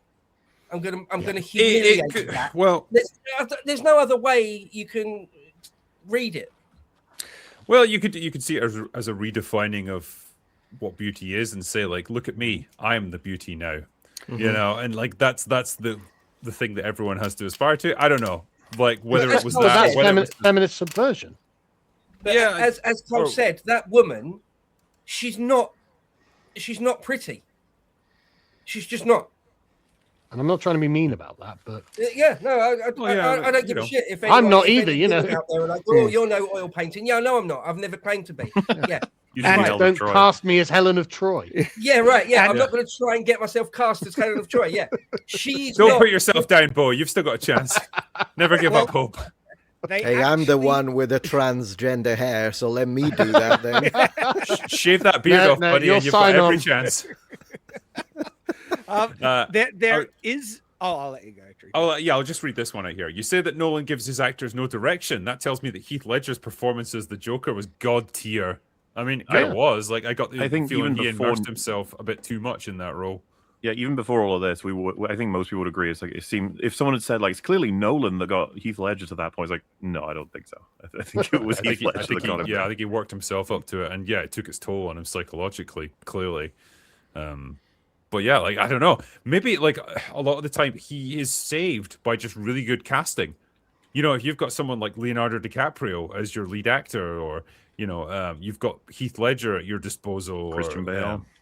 Christian Bale, yeah, they're going to bring a lot. I think he was definitely saved a little bit with the Dark Knight trilogy, because you've got pre-established characters there, and the actors are going to have their own ideas about what those characters are. But I would make Are we the argument, having- if I said to you, like, okay, define a standard Christopher Nolan protagonist, right, outside of the Dark Knight movies, they're probably all going to be fairly similar, like a fairly emotionally reserved, fairly intellectual, fairly like stoic character who's pretty competent at most things, but doesn't engage too much with the people around him. That's every character that he writes in every movie. Is that not Batman as well? Is that what Christopher a little bit, Nolan but then there's more himself is like backstory as there well? that we know of. Like maybe that's colored a little bit by our perceptions of Batman. But yeah, you're probably right there as well. What Cole just said there, I think is important. Is that what he is? That's what Christopher Nolan's like. You know, there's that old adage that you can only write characters that are as clever as the author is clever, right? You can't. I mean, clearly he is very clever, so I'll give him that. I remember being sort of dull and emotionless. That's what Christopher Nolan is. So that's the characters he ends up portraying. I think a good writer uses this crazy thing called imagination, where they can conceive of characters that have wildly different personalities from their own, and that's the hallmark of good writing. But I remember talking to Andy Weir, right? I did an interview with him when he wrote The Martian, he wrote Project Hail Mary, and he told me that he purposefully never physically describes any of the characters in his books because he finds it very difficult to visualize a fictional character, like their appearance, their facial features, their build, whatever. So he leaves it blank. And I don't know if it's some cognitive thing that he struggles with or whatever, but then it makes me wonder, does someone like Christopher Nolan have that same problem, but when it comes to personalities and human emotion? I don't know. And is that why every fucking character is just him? It's pathological, is it? I've just unlocked the secrets of Christopher Nolan right here on this stream, by the way. I'm curious if this is Sorry, causing people. But that just really tickled me because I've been watching a bunch of interviews with Christopher Nolan, and it really characterizes him perfectly. I've been watching this guy talk, and it's like he has no theory of mind for anyone else other than Christopher Nolan. What's hilarious about this is like, maybe he is just retarded, you know? Yeah, I think The theory returns. But I was wondering if this will stop. We always, it's like the circular retard theory. Just keep coming back to it every time. Is this going to cause like a reappraisal of some of his movies from further back then? Oh no, I think I've destroyed his career. Shit. Yeah, sorry, this Chris. is kind of blackpilled me on him. I enjoyed Batman Begins, Dark Knight. I was even able to enjoy Interstellar, but like this is making me look back and think, you know. I must admit, I was shocked by what I can only describe as sort of the quality of storytelling itself, because I think Memento, that was him, wasn't it? Yep. Yes. Memento. I thought Memento was very, very, very good. I liked Interstellar. I know Cole said he didn't, but I really, really. I never watched it. I don't know if I like it. The thing is, like, no, sorry, if I was the to other ask, one. Sorry, the one. Prestige. Inception. Inception, yeah. I thought Inception was very, very good. I liked Inception, yeah. When I was watching it, I felt like I was in the hands of a master storyteller. And that was just my take. And this, no, nothing, not at all. Is it the same guy? Is it the same going to say, director? Moller, if I was to ask you, like, your favorite Christopher Nolan movies, you would probably pick out Prestige and Memento as, like, the best of the films that he's produced, and then sort of move forward. For those who there. don't know, my favorite movie of all time, bar none, is The Prestige, which he made, and then one of my most hated movies of all time is Interstellar, which he made. Wow. But if I was to say that to you, though, right? Like, isn't it interesting? Those two movies, like Memento and Prestige, were done very early in his career when he had less creative control. Jonathan Nolan or source material or different, he was just younger. So, you know, we have this conversation all the time, like Ridley Scott, James Cameron, fucking Edgar Wright now is another one where you're just like, what happened to these people? And I don't know exactly. Ridley Scott and James Cameron, man, like, yeah, you guys used to be geniuses. What happened? They got old and Spielberg retarded. too, I can only assume. And you know, in the regards retard to, wall is undefeated, man. I'm telling you. but in regards to Interstellar, right? That is a good point to bring up because, like, on retrospect, I enjoyed it, right? But even then, I knew the film was really retarded. There were so many stupid things that I was willing to just kind of ignore it and let my enjoyment factor be the main kind of gauge on what I thought about the film. Now, this film is like destroying that charitability like with that. It's like, no, I think the bullcrap in Interstellar deserves to be called out. And really, it deserved to be called out then, because there's a lot of stupid things. But are you talking about the physics, the science, or are you talking about like devices in the game? I think Mola, do you want to take it? Because there is a lot of problems in that film. Ultimately, the problems all coalesce around the finale, don't they? Like sending back the equations for anti-gravity through Morse code through a fucking bookcase that your daughter is going to see 20 years in the past. Like that's some fucking stretch there. But if that's something that some people are like, oh, but it's a movie or whatever. So to relate a bit more, Jeremy says stuff like that, but Jeremy's a retard. Well, to appeal to people like Jeremy, a lovable retard. If you remember, he's a lovable retard. And I'm a retard too, Jeremy. We know this. I think the character in the film, he's responsible for basically saving humanity and civilization through his moves with space, etc., getting the code back to his daughter. So he should obviously be venerated as basically he's the connective piece between the old world and the new. He's one of the most important figures in human history and forever will be. And then, of course, he's trying to get back to his daughter, huge, major relationship. Finally does, and this is, again, to back Drinker's theory of his lack of humanity. It's like, hello, daughter. She's, like, on her deathbed, surrounded by her new family, and it's like, all right, anyway, bye. One of the most shocking, Titanic. Number one. Married for The same shit happened in the Odyssey when he gets reunited with his son finally, and Tom Holland realizes who he is. Yeah. And instead of embracing him, breaking out into tears, like, oh my God, I finally found the father I've been searching for like the past 20 years. He's just like, all right, cool. Well, good luck, Dad. So in the Odyssey, there's actually an argument for that, because remember, Odysseus is in disguise, and if he does that with the maid who recognizes the scar on his leg from the boar attack, he grabs her by the neck and says, "Don't do it, because otherwise, they'll find me out and they'll kill me," right? So in the Odyssey, there is actually a reason, but the thing is, it's not like I think Christopher Nolan understood that. I think he's just a kind of autistic guy who doesn't understand human emotions. On the front of Interstellar, it's not only should he have had way more of a moment with the daughter, he doesn't even fucking mention the son, which is hilarious. And then family, imagine the stories they were told of Cooper, the man who single-handedly basically saved human civilization. And they're all just like, I don't know, it's Matthew McConaughey, I don't know, just some guy, whatever. You should be blown away by it. But there's like such a fucking dry humanity to all this stuff, which is exceptional in Interception, Jesus. Because of Zeus, the one scene where McConaughey watches the videos once he's come back from Water Planet is like hugely emotional, like chock full of humanity, to the point where he stands the fuck out of the rest of the movie. It's like, what happened here? And we know what happened. It was Nolan was like, yeah, this is where you watch the tapes from your kids. I'm gonna hit record and I'm just gonna go get a coffee. You can sort it out, Matt. Like, yeah, be emotional, and that's when it's like he's saved. That's by a very a great strong, actor. that's a very strong movie. Scene. I do think there are also directors.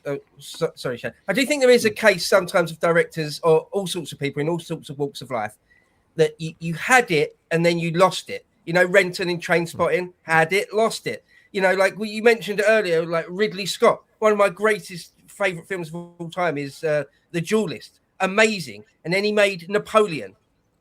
Right, it's someone that had it and lost it.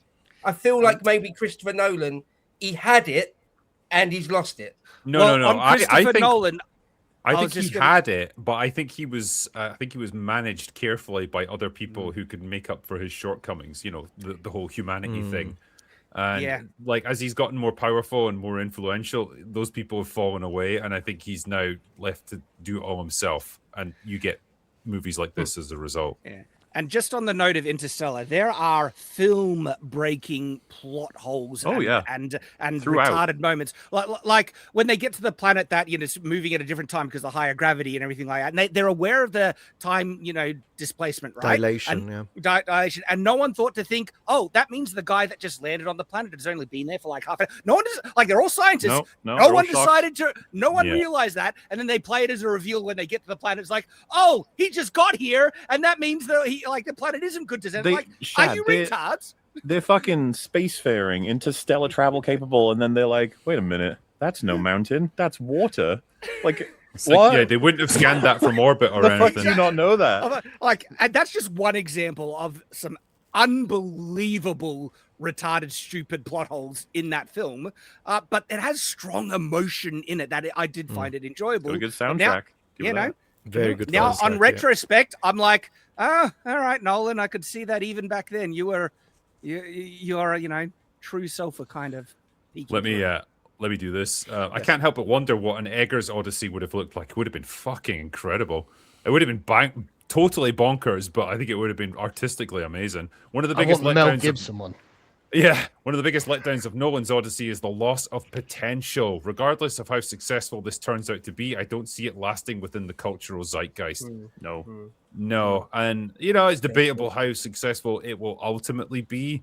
The second weekend is going to tell the tale. It seems to be holding up pretty well so far, but I just get the impression like it's going to get blown out of the water surely when Spider-Man comes out. I know that there are two different audiences a little bit, but I think a lot of normies are going to see this. And they will flock to that instead. Well, it's sailing on its reputation, on Nolan's reputation, right? And we've seen this, thing happen before, where like Captain Marvel and other, Marvel films, but also The Force Awakens, right? Like, it's not a great film, but there was such enthusiasm around that film. Big successes, okay? I think this is exposing Nolan for what level of talent he really has. It really has for me, to the point where I'm going to be vastly less interested in his next film, even if this one's a massive success because people needed to see it. It doesn't mean it's a good film, okay? No, of course. And there's a whole discussion on the cultural impact of this film because a certain side of politics have really latched onto this, and even saying that this disproves the get woke, go broke. And I'm like, oh, please believe that. Please double down and triple down. Please make the next film with all the race casting, everything, thinking that you can, be the exception, just like this film is, and you'll realize it's not, and you're just going to destroy your own thing because this film is successful in spite of all its faults, not because, but people are trying to latch on. It's because of the race ops and everything. It's so good. Get woke, go broke is wrong, and I'm like, oh yes, believe that. Go forward with it. I can't wait to see what you make as a result. I don't think anyone went to see this movie because Lupita Nyong'o's in it or Elliot Page is in it, but that's the lie they'll tell themselves to help themselves sleep at night, I guess. I actually love how the same side, and I'm gonna say it, the left, that keeps telling us billionaires shouldn't exist, eat the rich, millionaires are awful, but now they're all celebrating this guy allegedly going to make $1 billion out of it. And I'm like, which party in the proletariat? Where? How? Yeah. What happened to class struggle? Support gigantic studio, okay? Corporations. When it espouses your politics, sure. It was the same with Disney back in the day. Yeah. They would support all the slop they put out because it said the things they wanted to hear. That was it. They didn't care about the corporation. They didn't care about the insane amounts of money they were making. Of course. Just as long as it owns the chuds, that's all that matters. Yeah, the money doesn't matter anyways. It doesn't matter how much money it makes. It remains an attack to the Greeks, to Western civilization, and a shaking of our core foundations. And so it can never succeed in reality because it's flawed in its premise. It's I don't want to go into but that's why I've called him a traitor, and I mean it. Nolan is a traitor. That's what he is.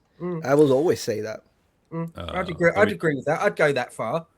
On the face of it, I could have given this film a 4 or 5 out of 10, but I agree with what Metatron just said and what Shad said earlier about because of the sort of malevolent intent behind it. I've got to give it like a 2 or a 3, whereas I might have given it a 5 because I feel like it's very, very deliberately subversive, and that is. For me, it's something approaching evil. Maybe I'm just overstating it, but it's something really, really dark and mean, worse than mean. Yeah, almost evil. Yes, fuck him. Yeah, we're talking ourselves into lower and lower scores here. I gave it, brother. I was there from the beginning. There, I was already in my politically biased review. I gave it a 0 out of 10, and I doubled down on that. I gave it a mid-scoring in the one where I was trying to be unbiased and pretend that it didn't do what it did to the Greeks. But if I have to look at it and judge the whole thing, it's 0. Brutal, harsh, possibly fair. Let me do one more just before we move on here. Valiant Renegade says you finally got to the Odyssey after that long weekend. Yeah, an extremely long weekend as it turned out. Thank you, American Airlines. I really appreciate those constant delays. I hope that 4 Roses bottle took the edge off that 3 hours. It definitely did, actually. Thank you for that. Give me a bottle of whiskey. Always appreciate that kind of thing.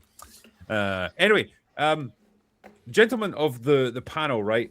We've got a couple of trailers lined up. Now, I know not all of you necessarily might be interested in them. We're going to look at Avengers Doomsday and the new Resident Evil movie. So please do let me know if that's not really your thing, and feel free to bounce, and we can carry on then. But I'm down to look at the Resident Evil one. But before we go on, right? Yeah. Can I just comment that, Drinker, you have the most amazing haters on the internet. Right? Because I'll watch your movie reviews, because obviously I'm not a big movie guy, so I'm like, right, okay, I've got 10 minutes to cook dinner or whatever. And YouTube algorithms like Critical Drinkers put up a video. Okay, yeah, I'll watch it. And then that means I'll get videos from people who just absolutely despise you, and they are just literally frothing at the mouth, angry. And so you being like, I haven't been able to give my take on the Odyssey for 2 days.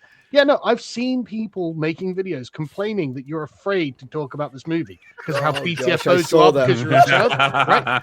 And I'm just like, Christ, it's like this guy doesn't review movies, right? It's like this guy is like it's like the Nigel Farage of the movie reviewing world that they treat you. I'm getting like this must be what it's like to be famous, right? When people are speculating over your every move, it's like so cool. It's nice that they care so much.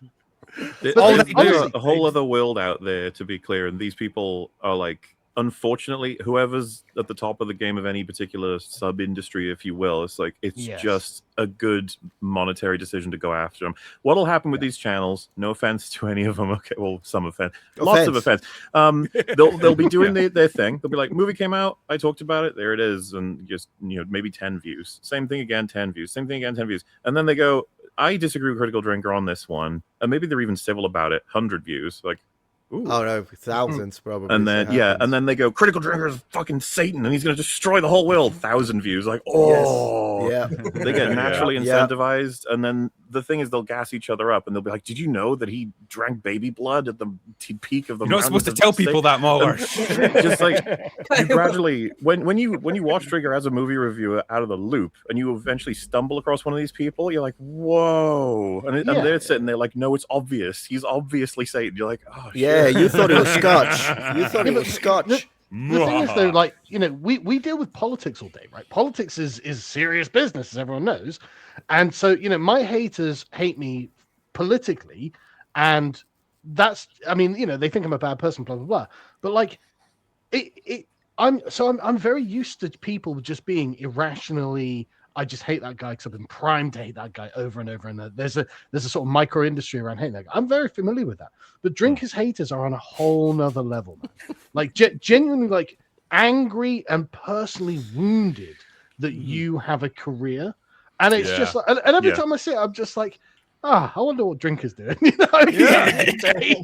my philosophy that you should always try to be the source of someone else's misery, and like I do it without even trying. It's great. Well, I mean, it comes from profound jealousy as well as ideological bias, because Drinkers willing to both, and they compound each other and then feed off each other and make them go more extreme. Just imagine how angry you make these people by living a happy, normal life. I know. No joke. They can't stand it. When they see me go like radio silent on, I don't know, social media and stuff for like several days, like in the hands of someone else, that could be some crazy like emotional crash out. For me, it's like, I'm just doing day-to-day stuff, like having fun.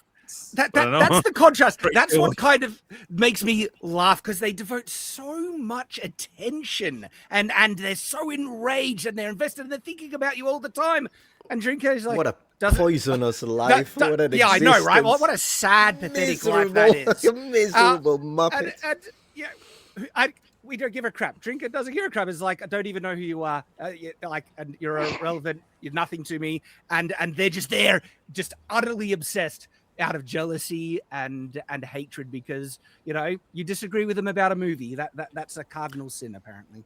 I think we're all quite lucky on this panel because, like, most of us are slightly older guys, and we have like families, friends in the real world, and that's the stuff that keeps you grounded, so that you don't become terminally online and obsessed over this stuff. Like, ultimately, you realize it's all just words on a screen, and it's very easy to just switch that screen off and go live in the real world. And that's what life is all about, ultimately. Like I'll be arguing with someone on Twitter, and they'll be like, "Oh, you didn't reply for an hour." And it's like, "Yeah, I know, because my daughter was yelling, 'Daddy, come and wipe my bum,' and I went in, and she'd shat all over the toilet and all over the room." And I had to clean it up because my wife was having a terrible day. You know what I mean? And this guy's like, "Well, why didn't you come back to the Twitter arguments?" Because I was a bit fucking busy, mate. Yeah, of course. I make a very deliberate point of not being on Twitter or not being online for big chunks, 12 hours here, 24 hours there, 36 hours there, a couple of times, at least a couple of times a week, just to remind myself, just to make sure I'm still just a normal human being and not buying into the whole insanity of the endless 24/7 sort of Twitter bullshit. Yeah. You've got to do that to remain sane, haven't you? I think you've got to. Absolutely. Like having that detox, like everyone should do it. Even the people who hate me. Like I think they'd be a lot happier in life if they took a break from hating me or anyone else on this panel. Sunshine is terrifying. Do some nice productive stuff in the real world. You'll feel better. Yeah. Live in the real world a bit. You've got to. You've really got to. Tell you what, how about we take a little look then, since Sargon was up for taking a look at this, the Resident Evil trailer. This is Zach Krieger's Resident Evil, and the first trailer was pretty limited. We didn't get to see a whole lot. Well, hopefully we're going to see a bit more here. Let's see I'm already confused because which Resident Evil is this a continuation of something? Is this another reboot? Brand new. Just another don't worry one. about it. I was just because it's so confusing. This is like the third or fourth attempt to like make Resident Evil work on the big screen. We'll see. Yeah. Hey, man, I gotta be 7. Do you know where I can take this? Excuse me, oh my God. Anybody order a kidney or liver, whatever this is? Anybody? It seems like it's kind of important. Hey! So our main man here is he's like a transporter for organ donors, isn't he? That's his mission in this movie. I mean, Yep. I'd have no idea this is related to Resident Evil so far, and it doesn't look Not like he's yet. a character from the game. Is he? No. He's an entirely new character, and I think this is an entirely new story from what the director said. Honestly, right? I think that's to its advantage, Shad. I think that's actually. Oh yeah, I think that's actually a good thing. I didn't know this was Resident Evil. Yeah, no, good. Okay. Got time for another run? No, I'm wrapped up for It's the. outside the zone, so it pays double. I could do that. I mean, call me crazy. I'm pretty sure when you have to transport organs that have just been harvested from a human body, you get like a police escort and stuff so that you don't get. I didn't caught realize in it was traffic. like an Uber thing. Like you could just pick it up at any point. Yeah. I'm pretty sure they have teams of doctors that transport that shit. But yeah, okay, sure. Let's go with Helicopters it. sometimes. Sweetheart, I'm sorry. The signal sucks here. Can you hear me? I'm gonna stay with Katie for a bit, I think. Michelle, please do not go stay with freaking Katie. Also hurts my feelings that you don't even. Where have they got him going?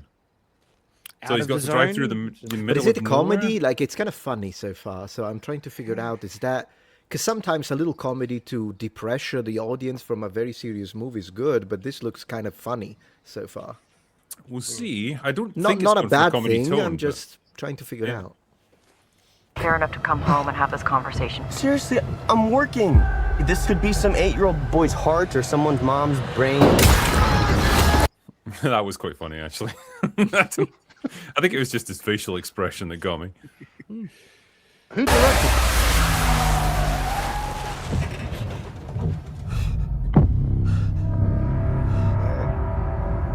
See, this kind of thing that you're seeing here is very typical of the Resident Evil games. You know, like driving an isolated road, you run over a random person who just wanders in front of you. You think you've killed them, and oh, they've wandered off back into the forest because they're a zombie. It's all pretty effective. Yeah.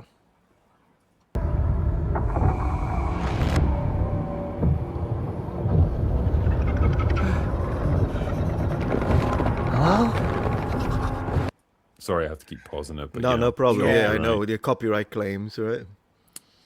Probably still get nailed for it.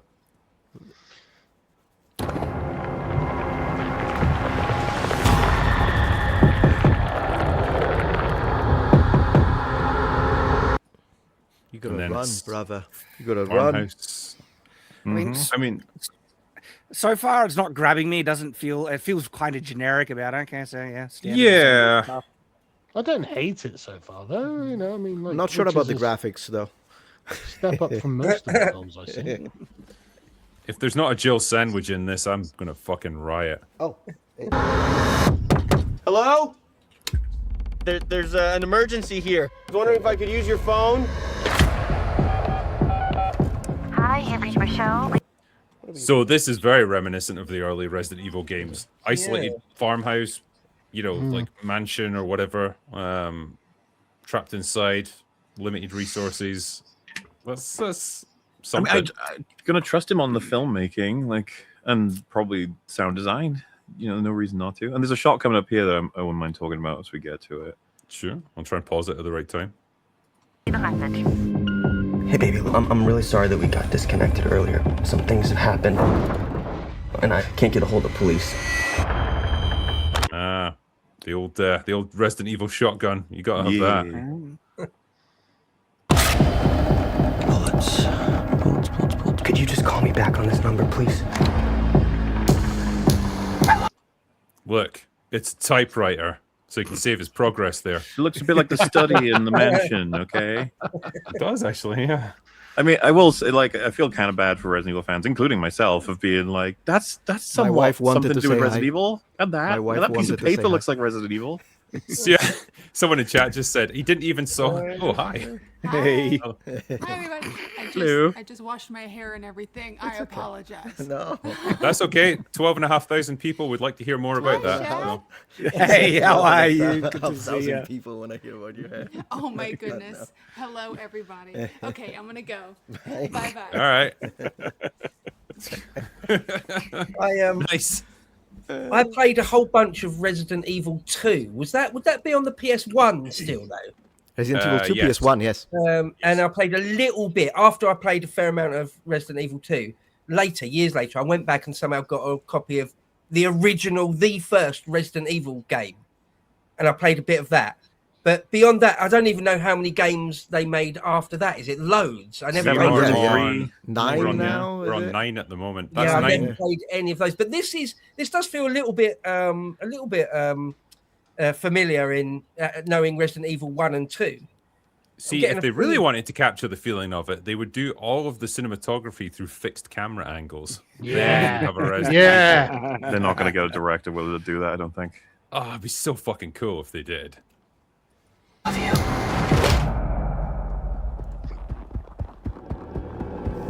This shot, not the many approaching horror terror. films that I think viably, it's a big open field. It's kind of normal. There's just one person moving toward you, and he knows that body because he went past her earlier. So that's kind of creepy, I think, inherently. Weapons sort of did that, didn't it? Like at the gas station when they're talking, and you got the guy from miles away running straight at them. Yeah, but yeah, that's similar. The thing I like about this is that she's really far away, and he has the capacity for a gun. But it's still kind of got a creepy element of why in the world would she be running so fast toward here? And wasn't she dead?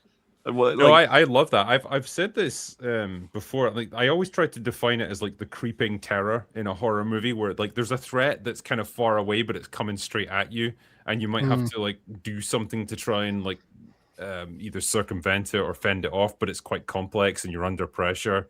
I think that's a great way of building tension. It's very uneasy, just knowing that there's this thing. Also, I assume he said bullets on purpose, by the way, like it's supposed to be. He's not saying shells because he's not aware. Yeah. But one of the things I like in horror movies is when the protagonist hasn't cottoned on that they're yet in a horror movie, right? So he's got a gun, but why isn't he shooting this way? Well, why would you? Would you just shoot someone? Fucking Jesus, I don't know. I wouldn't just shoot someone, that. It's that sort of point where the character's working out that this is a horror movie, basically. I like that bit. But because you would never in the real world think this person's a fucking zombie. Exactly. It's like in Shaun of the Dead. They actually play with this really effectively when there's a girl in their backyard and they think they see her, she turns around and she's shuffling towards them, and they're like, oh my god, she's so drunk. That's their assumption. Do you remember the Doom 2005 movie? Yes. Yeah. One of my favorite bits in that is when the demon thing is on the floor, and he's like, oh, they're having an argument about it. She's like, what, you think it's a fucking alien? And he's just like, look at that thing. And it's yeah, it's a reasonable thing to say that's a fucking alien. It looks like one.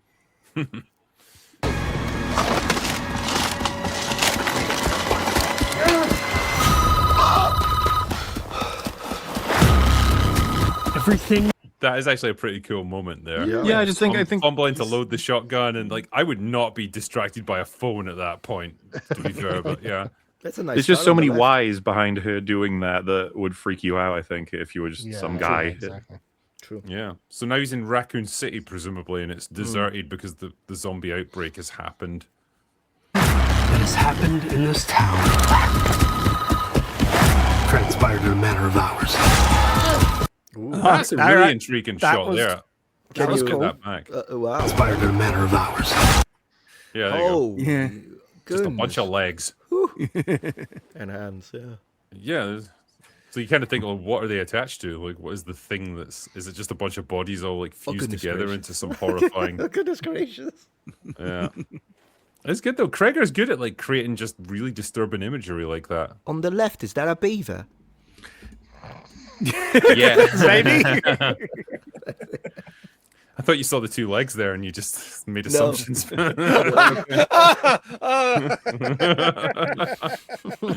don't want to see that. You've got no idea what you've got there in your hands. There's a lot of reloading in this movie. Yeah, He's really fucking struggling up to get the those gun. two shells in.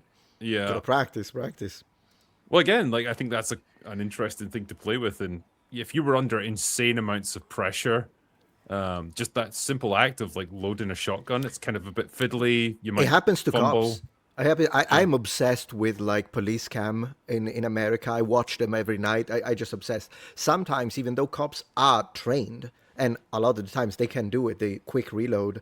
I've seen situation with the cop because the other guy was shooting at him, and so he tried to put the magazine back inside the firearm without ejecting first the empty magazine. It happens. Because when the Can adrenaline happen. starts pumping, I Yeah. guess you're not thinking as clearly. Can happen. Yeah.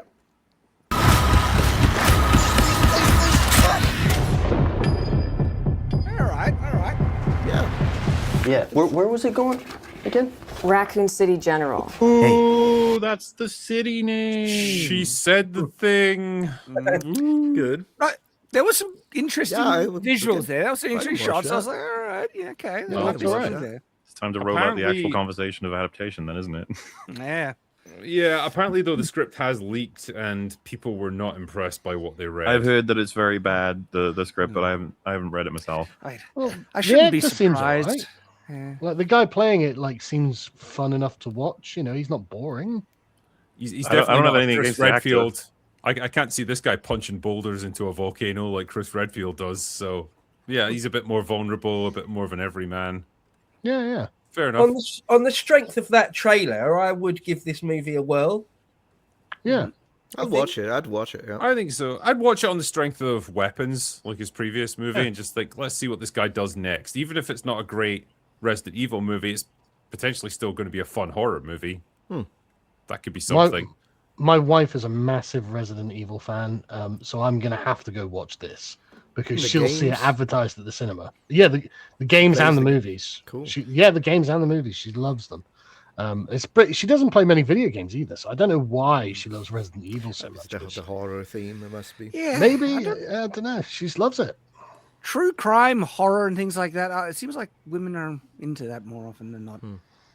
Yeah. So- So I'll have to go watch this.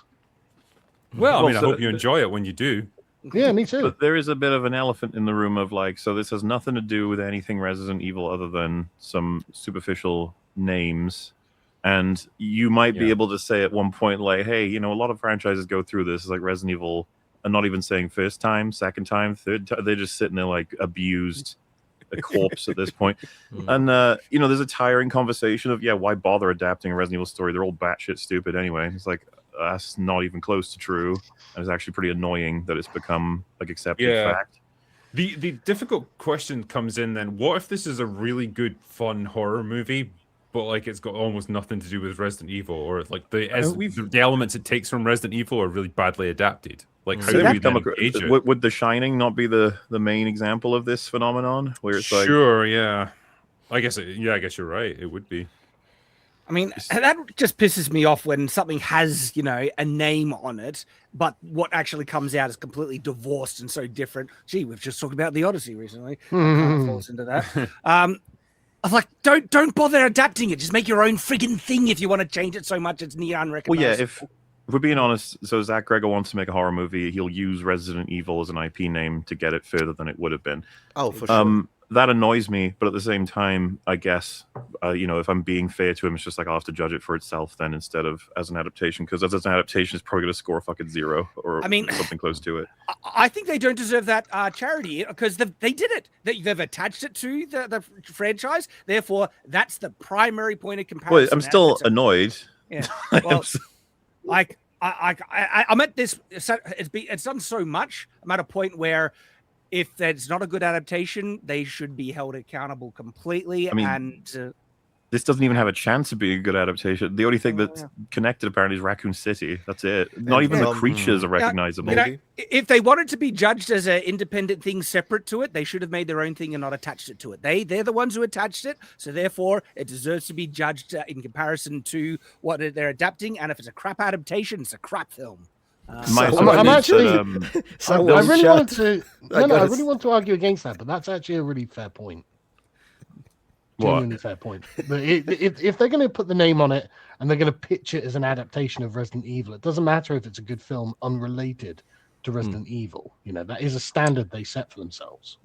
Yeah, and they're expecting then something from the fan base of Resident Evil. They expect the fan base to support it financially, and so in return, you have to provide them with a Resident Evil product that's like identifiably Resident Evil, because that's what people want from you. Well, just to be fair though, like if it is a really good movie and it's on a lower budget, it'll probably be pretty damn successful, especially with the Craig is getting more and more of a name for himself, and a lot of the public aren't going to be concerned with it being accurate to Resident Evil. A lot of them don't even know what a Resident Evil story looks like necessarily.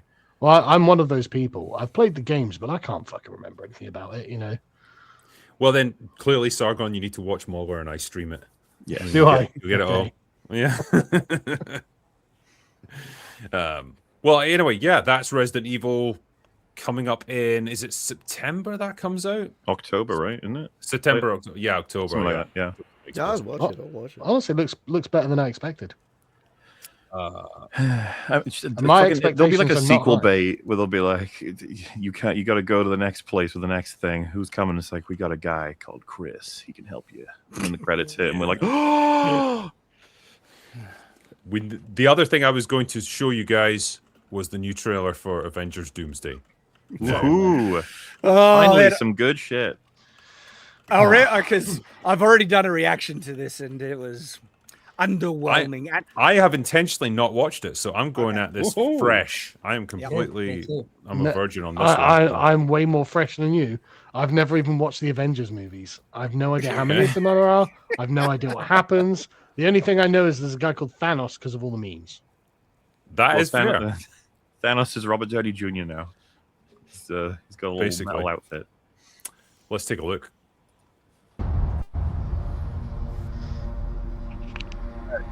This is a reference to the.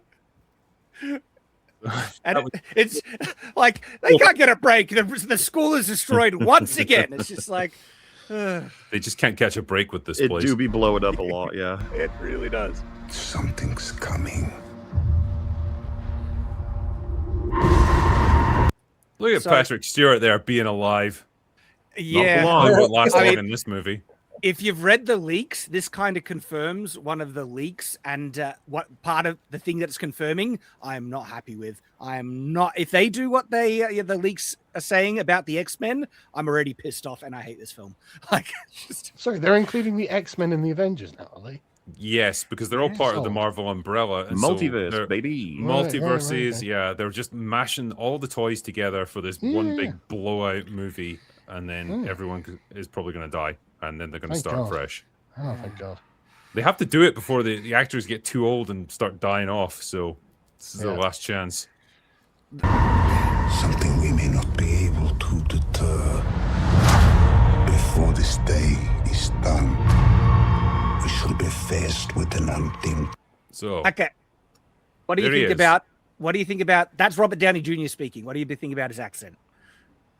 What character? Sound like he's from a fictional place. To be fair, Doom is supposed to have an accent. I'm not criticizing that. it just feels weird coming from Robert Downey Jr. I don't know. I'm undecided on it. I don't know. It honestly doesn't even sound like him, like tonally and pitch and stuff. Doesn't sound like his voice at all. But yeah, if you hadn't told me, I wouldn't have known. That's the power of acting, baby.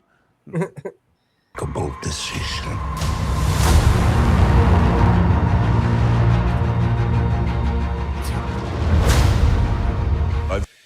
Oh, so the Avengers Tower is back. Yeah, if you've watched the Thunderbolts, you'll know who's the Avengers sitting in it. So, Is this they're not the real Avengers; they're the fake ones. Yeah, we're getting to the point where I don't even know who the Avengers are anymore. Well, yeah, I was going to ask because is this film supposed to be sort of a pinnacle of some sort of grand narrative? Is it supposed to be like the denouement of something? Or So one more, what you're thinking of is Endgame, which happened about 6 years ago, and then they ran out of narrative, and they've just kind of been winging it since then. All right. I have an analogy to describe this film for you, Bo. Imagine a porcelain plate that has just been shattered on the ground. That's been the MCU since Endgame, okay? Right. And now this film is them grabbing up all the shards, throwing them in the air, and attempting to try and reassemble the plate as it's falling and fumbling completely because it's an impossible task. That's what this film is. Or what I expect it to be. Well, the fact they said you only need to watch Endgame before that. Time. You're far stronger. I know some of these people. All right, Sargon, name all these people. I mean, I know the Fantastic Four. All right, we got some. Yeah, we got that. Is that the Punisher on the left? Fucking, I don't know. Like, I guess the guy with the hammer is Thor. Yep. I don't know who the guy with the baseball cap on backwards is, and all the rest of them. So the people on the left, they're the not Avengers, they're the Thunderbolts. And I got pissed off with that film because I'm a fan of the Thunderbolts comic book series, and what they did is just everything from the Century. It was just I'm using my laptop, so I can't like it's quite small on my screen as well, because like everyone's just wearing dark uniforms, so I can't really tell who they're meant to be. And I don't recognize the actors, so yeah, the Fantastic Four are the only ones that actually stand out. Like you say, the rest of them are pretty drab. Yeah, barely anyone knows who the Thunderbolts, especially this lineup of the Thunderbolts, is. You've got, American Agent there, the replaced Black Widow, Winter Soldier. I forget Yelena's dad's name, but he's like the Russian version of Red Guardian. It's so funny. They have like 3 discount Captain Americas in their lineup. It's just anyway. Is that little dumpy Yelena in the middle there? Yep, she that's is Yelena. looking shorter than even usual. Oh. She's almost as small as the Thing there. They need to stop trying to make Yelena happen. It's really not going to happen. It's just such a failure. All of us put together, and they died. They died. So this is Timu version of Black Panther, who's like, sadly, the actor that played Black Panther passed away a few years ago, and so his cousin or something took over, and she's just a complete cunt. Yep. Yeah. And so what's happening here in the trailer is that Thor is trying to build up Doctor Doom because he's had no previous proper build up in any previous film. Thanos had heaps of references. He only appeared occasionally, but he was referenced and slowly built up in kind of, word and ominence and stuff. And it worked really, really well. They don't have that at all. And so they're just desperate to make the audience feel, you need to be worried about Doctor Doom. I know you haven't seen it, but be really, really worried. And it's not selling. It feels cheap and lazy, and it's like, I'm sorry, Thor, you're not pulling this off. There's no real ominous threat that I'm feeling at all, and so that's the from the clips that I've seen of Thanos, of him like snapping his fingers, and the one of being like, I don't even know who you are, like those clips that the memes that go around.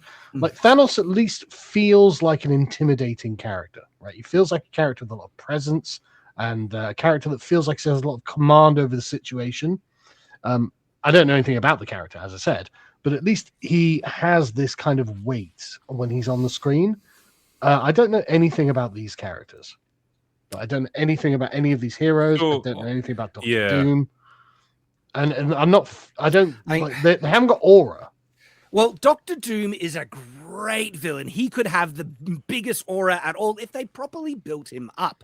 And one of the things that is really souring and just ruining it, right, is that they're throwing Dr. Doom in with basic what seems like Deus Ex Machina powers. You'll see it in the. Sorry, I don't want to spoil anything, but they're basically they need him to be a greater than Thanos threat for the context of this film, but they haven't justified it. Like Thanos had the Infinity Stones, and they built that up, and it was justified. They undermined it with Loki. So why is Dr. Doom so damn powerful? Here is Thor saying he's really powerful. Trust us, guys. And I'm here thinking, well, how? And if the leaks are true, to pick up on the point you made there as well, Sargon, about how these characters don't have any aura and you don't know who any of them are.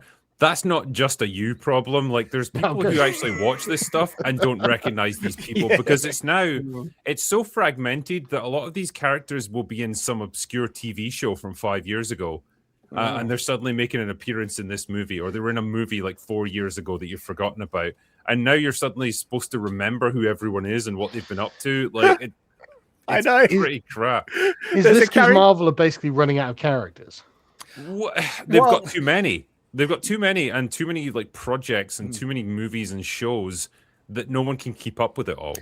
So also, all the recent characters that they've tried to force into the universe failed dramatically, and they're horrible. Everyone hates them. And so this is their desperate attempt to try and latch onto the older characters. Let's bring back Steve Rogers. Let's kind of bring back, Iron Man, Robert Downey. There'll be things that'll happen with Iron Man. We've still got Thor. We can use Thor. We have all these characters that we've reintroduced, like the Thunderbolts. And there's a guy that appears that, when he appears, I was like, oh, he still exists. And he gets far too much screen time. And so they have to try and deal with that. And that's them trying to reassemble that broken plate as it's falling. And it's too much. I don't think they're going to be able to pull it off at all. I'd facing enemies and threats that scared me far less than this one. Is the X-Men there? I don't think Thor should admit to being scared. Right? And that's what I mean. It's like... Sargon, they've done far worse things to Thor. Really? Over the I past don't know, years. do I? Like, Jesus. They made him a fat gamer guy. Like, they've had him crying. He was playing Fortnite. Oh no! His last film, he played an absolute clown. Thor: Love and Thunder was a terrible, just abomination. Yeah, they really made him a joke in that film. Who was the feminist director? Taika Waititi. How did I know? How did I know? Thor's dialogue really just came off like he's really, really powerful, guys. Trust me, you should feel scared just because I'm saying. And it's like, again, comes off as lazy. They use Thor as like the way to give other characters a push. It was like when they tried to make Captain Marvel a thing for like the final Avengers movie, and she comes in and she stands there all unafraid while he's got his hammer, and it like flies right past her, and then he just goes, "I like this one." Yeah. Really? Why do you like her? She's not done anything likable. Just because we need to give her a push. Yeah. All right. Do you remember him? Shang-Chi. Yeah, he exists. Still a thing. Wow. And look, I'm surprised that he's such a nothing character. His film has become so forgettable and irrelevant in the overall MCU. I'm kind of shocked that they've given him such a moment in the trailer. Like, what are you doing? This no one cares about this character, and he comes from a crap film. We care more about Gambit, who we've never seen. I'm way more happy to see Gambit there than Shang-Chi. Yeah. Everything that they sacrificed will be for nothing. Oh yeah, Loki. And what did they show? The TVA, the friggin' TVA. Oh, I hate the TVA so much, and you wonder if it's going to play a big role in the film or not. It won't. It can't because not that many people have watched the TV show. You would hope so. You would hope so. You'd think it'd be really dumb to include the TVA in a prominent part in this film, wouldn't you? If we do not stand together, put aside your petty squabbles. Oh, that's Mystique, isn't it? Yeah. Yeah. Let me do a comparison here, because this is what we used to get for Mystique, and this is what we got now. And it's still the same actress, isn't it? Rebecca Romaine. Yeah. I think it is, yeah. I guess the difference, like, because she used to wear like a full just makeup job Yeah, but she pretty probably much used to naked. be in her 20s, right? Yeah, I was gonna say like she's in her 50s now. I think maybe But she's there we not go, so yeah. comfortable doing the whole nude thing. Yeah. Like, it gets hard to maintain that six pack when you're in your 50s. But oh, what a downgrade. Hold up. Oh, Even the makeup. Put aside your petty squabble. yeah, it just looks sad. Even the Morph downgraded. So, just a thing on the dialogue here. If I'm facing a galaxy-destroying threat, you actually don't need to tell me to put aside my petty squabbles. Because actually, the galaxy-destroying threat is naturally and obviously more important. If you have to say, put aside your petty squabbles, then the threat doesn't seem that bad. It's the ludicrous nature of who they're trying to recruit here, right? Because you've got Thor, the god of thunder, a guy who's functionally indestructible, who's got godlike powers. He wants to recruit like Yelena, who's a short, dumpy chick with a gun. Like, I don't think they're comparable. Like, if I had a galaxy-ending threat, I'd probably want someone a bit bigger and stronger on my side. I wouldn't worry too much about her. Like, humans like that would just be insects from his perspective. Presume nothing except this. This... Yeah. I feel like they're just rolling them out and it's, They're kind of like wheeling them out of their old folks' homes. Just come on, guys, just do it one more time. Say the lines. and I love these characters. Yeah, exactly. Like I love these characters, but I feel like they don't have the energy to contribute what we would hope to see them contribute in the film. I mean, Hugh Jackman's probably going to be there, isn't he? Like, because he never misses an opportunity. He's a good company man. He always comes through.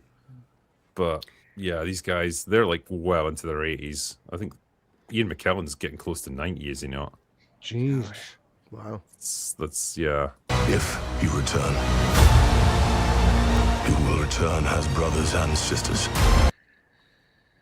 I didn't know who any of those people were, actually. Oh, they must have all been the Fantastic Four, weren't they? No, that was Ant-Man kissing his daughter, I believe. Oh, right. And then... Yeah. Even I'm struggling. Oh, yeah. Remember the new Captain America? Yeah, not Captain America. Yeah. Captain He's Falcon. a thing. Yeah, Captain Falcon Man. Yeah. Mark my words.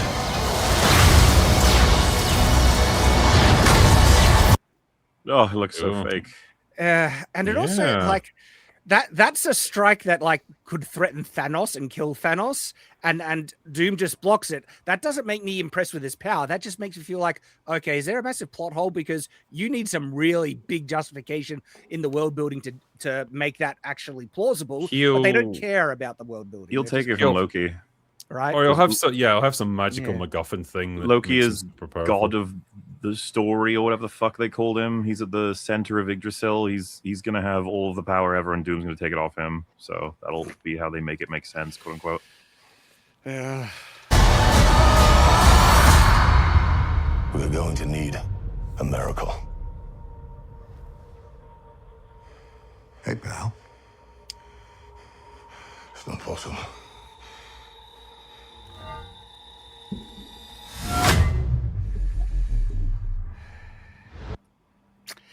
Oh Well, my there he gosh! It's Captain Shirt Pants. Who could have predicted that he would be back? Yeah, That's crazy.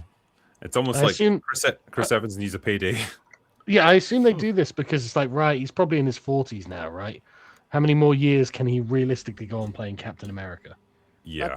But the thing is, he's not Captain America here. They've been very clear. Like Captain Well, I America don't is someone else now. This don't is know. Captain Shirt Pants, and like, if you're gonna bring him back, let him encapsulate the role that we loved him in. Why isn't he wearing his original Captain America outfit? Because he can't be Captain America now. That would be racist if we made him Captain America again. And so it just pisses me off. It's like, It was funny, like the fuss that people were kicking up on social media, though, talking about like how his face looks different. Like, what has he had done? It's like, well, he is 7 years older now. Yeah, he aged. Yeah, of that course. does tend to change a person a little bit. Of course.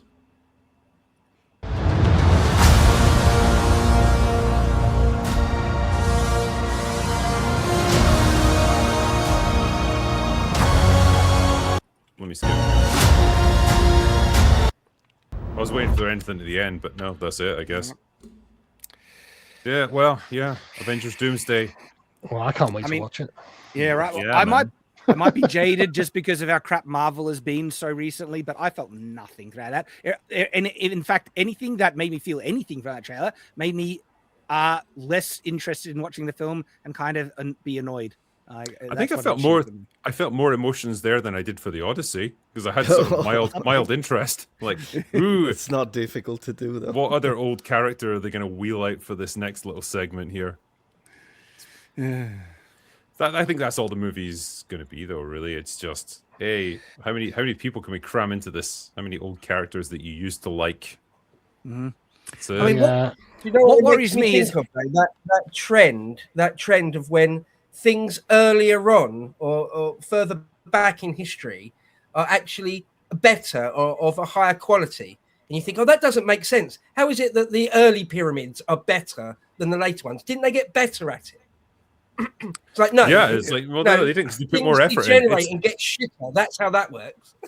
It's the Mystique character. There's a perfect example. Like Rebecca Romaine apparently had to spend like 10 hours a day in makeup to get ready for that. Right, the process was insane, but it looked amazing on screen. Now you've got her in just, well, here it is. She's basically fully clothed, so it's just put a bit on her face, and then she's good Isn't to it go. just like CGI'd or something? Probably, yeah. And it just looks so lazy, and you knew it was done just to save time and energy, and but like, it's not as good ultimately. And but there's also like the underlying problem with all of these sorts of cash grab type movies is, why are you even making this movie, right? So, like, I wasn't an Avengers fan, but I could at least see that there was a big story being told in the Avengers, and they had a purpose that they were building to, blah blah blah, and so there was a reason to tell the story. What's the reason to tell this story? Like, what are we learning here? Nothing. Yeah, it's cash grab. Got to keep it going. It's literally just got to keep this thing going. Milk the actors before they get too old, and then reset and start again. I mean, it feels like such an act of desperation. What I found surprising was this, again, a really similar trend, but with Star Wars. Cole, for our live show we did, I rewatched the prequels for that.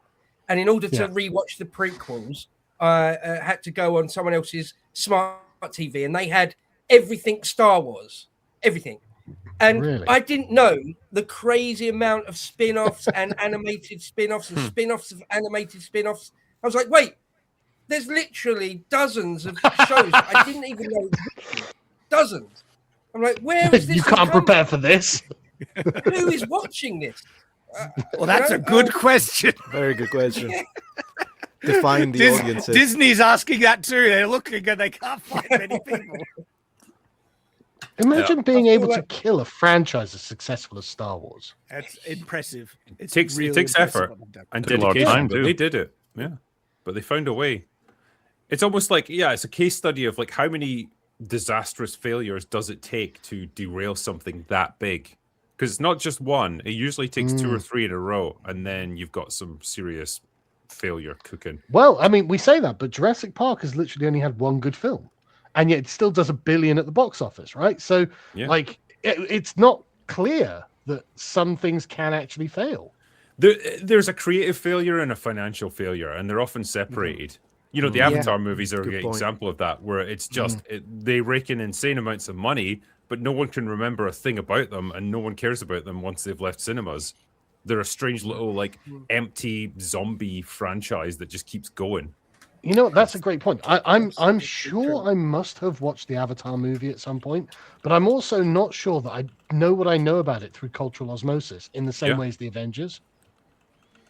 I mean, there's honestly nothing to know about it anyway. There's no, like, deep lore to it. It's just the most straight-up basic bitch story imaginable, but it's all about the visuals and the world, and somehow it works. Although it's working less and less as time passes. I think the graph for like the box office returns on those movies is pretty steep downwards over time. Bo, do you remember Brave New World, where they go to the Feelies and they just sit there like for an hour or whatever, and it's just like it's not the cinema like we understand the cinema. but it's just a series of feelings that the people feel as they sit there.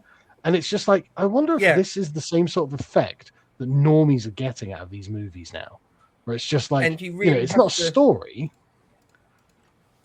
And that you really Sorry, go have on. to get high on Soma before you go in. Otherwise, it's Yeah, unbearable.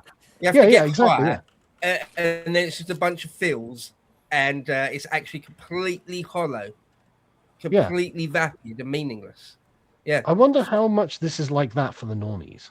I think it is. Like you probably saw this back in the day with the first Avatar movie, for example, right? People were getting depression because they watched the film and then they had to go back to their day-to-day lives and they're like, oh, it's not beautiful and colorful like Pandora is, and they couldn't cope with it.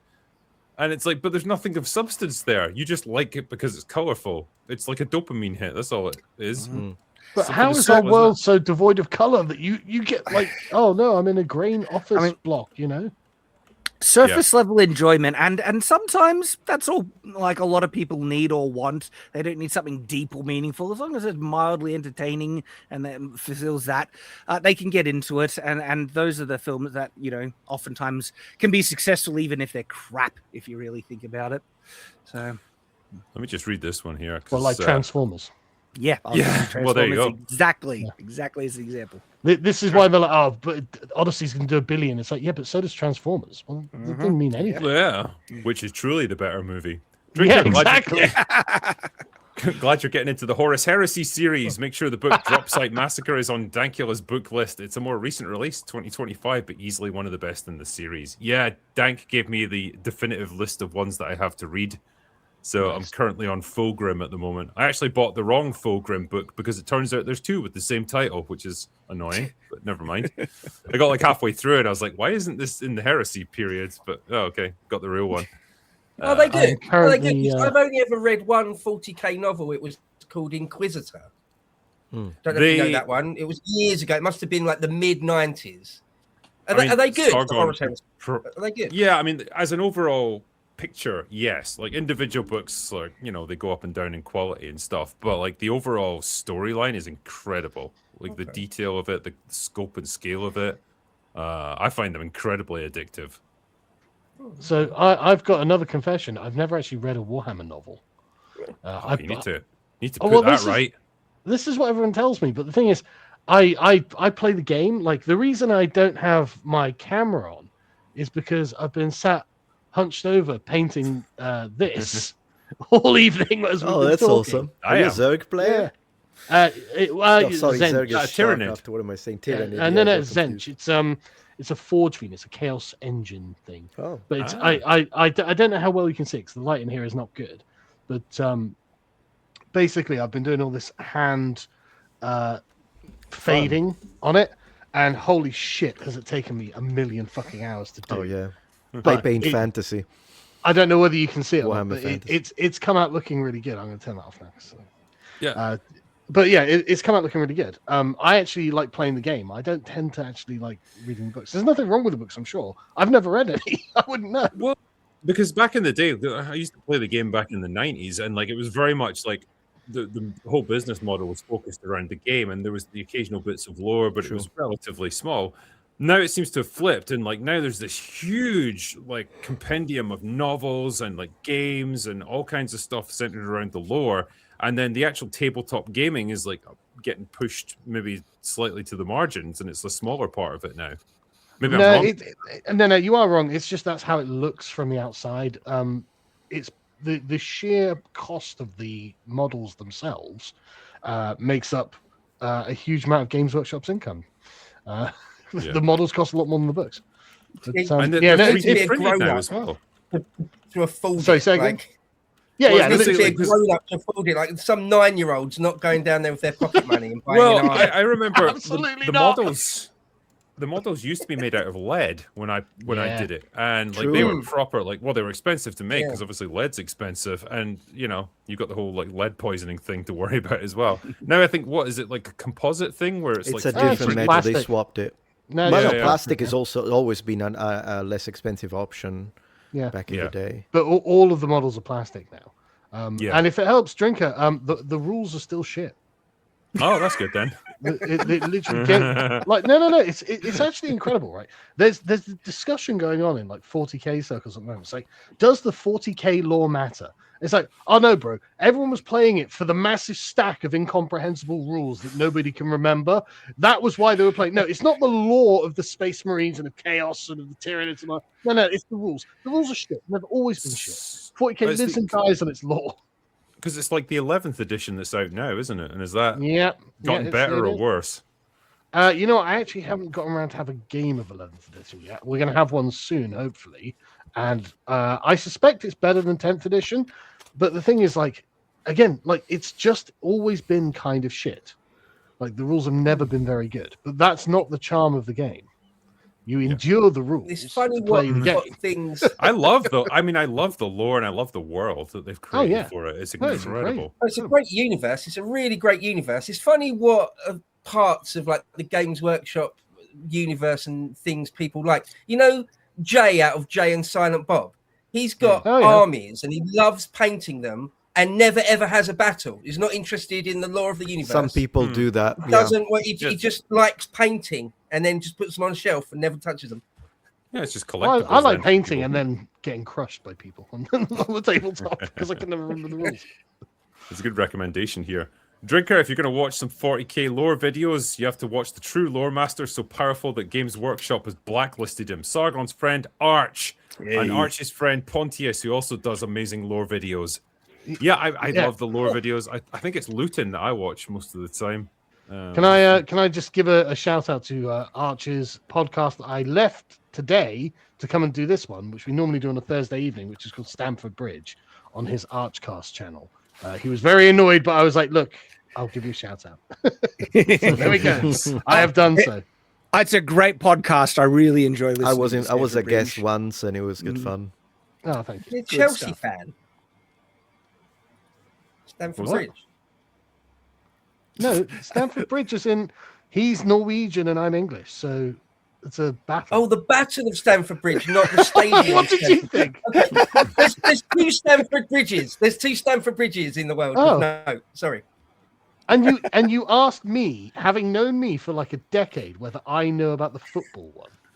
Know I don't know about football. Let me finish up with this one here. This is like a three-parter, so I'll go through them. Drinker, long-time viewer, first-time donation. It was mentioned on the last open bar, but if you want a contemporary take on the Odyssey that doesn't suck, give Epic the Musical a listen. There's a second part to this. More nuance for antagonists without making them excused victims. Odysseus is more conflicted, but still fun and cheeky. The gods feel appropriately characterized, and it tells the story of a man willing to do anything to reach his loved ones. Where's the final part here? Yeah, all tracks run back to back about 2.5 hours, and there are hundreds of fan animations. Get a studio to animate a la Interstellar 5555, and it would be awesome. Wow. There you go. That's a good recommendation there. So Epic the Musical, apparently that's the best version of the Odyssey you can listen to. I like it. I hate to do this, guys, but I've got to head off because otherwise I'm going to miss the Bow show tomorrow. We're gonna finish now anyway because I'm similar. I've literally got to go to bed like an old man. It's past my bedtime. Let's wrap it up then because I haven't slept in like 2 days and I really need to. Everyone's been super generous with all the super chats. Obviously, we will get through all of them. Mauler and I will do all of them on last orders. So we very much appreciate you. I'm sorry we couldn't do more tonight, but man, we got so sidetracked by the fucking Odyssey. But my panel, thank you. You guys have been amazing guests tonight. I appreciate you guys giving up a few hours of your time. Anything I can do to help you guys out, always just let me know and we'll sort something out. But thank you. Right now, that's all we got for today. So go away now. Bye. Bye. Bye.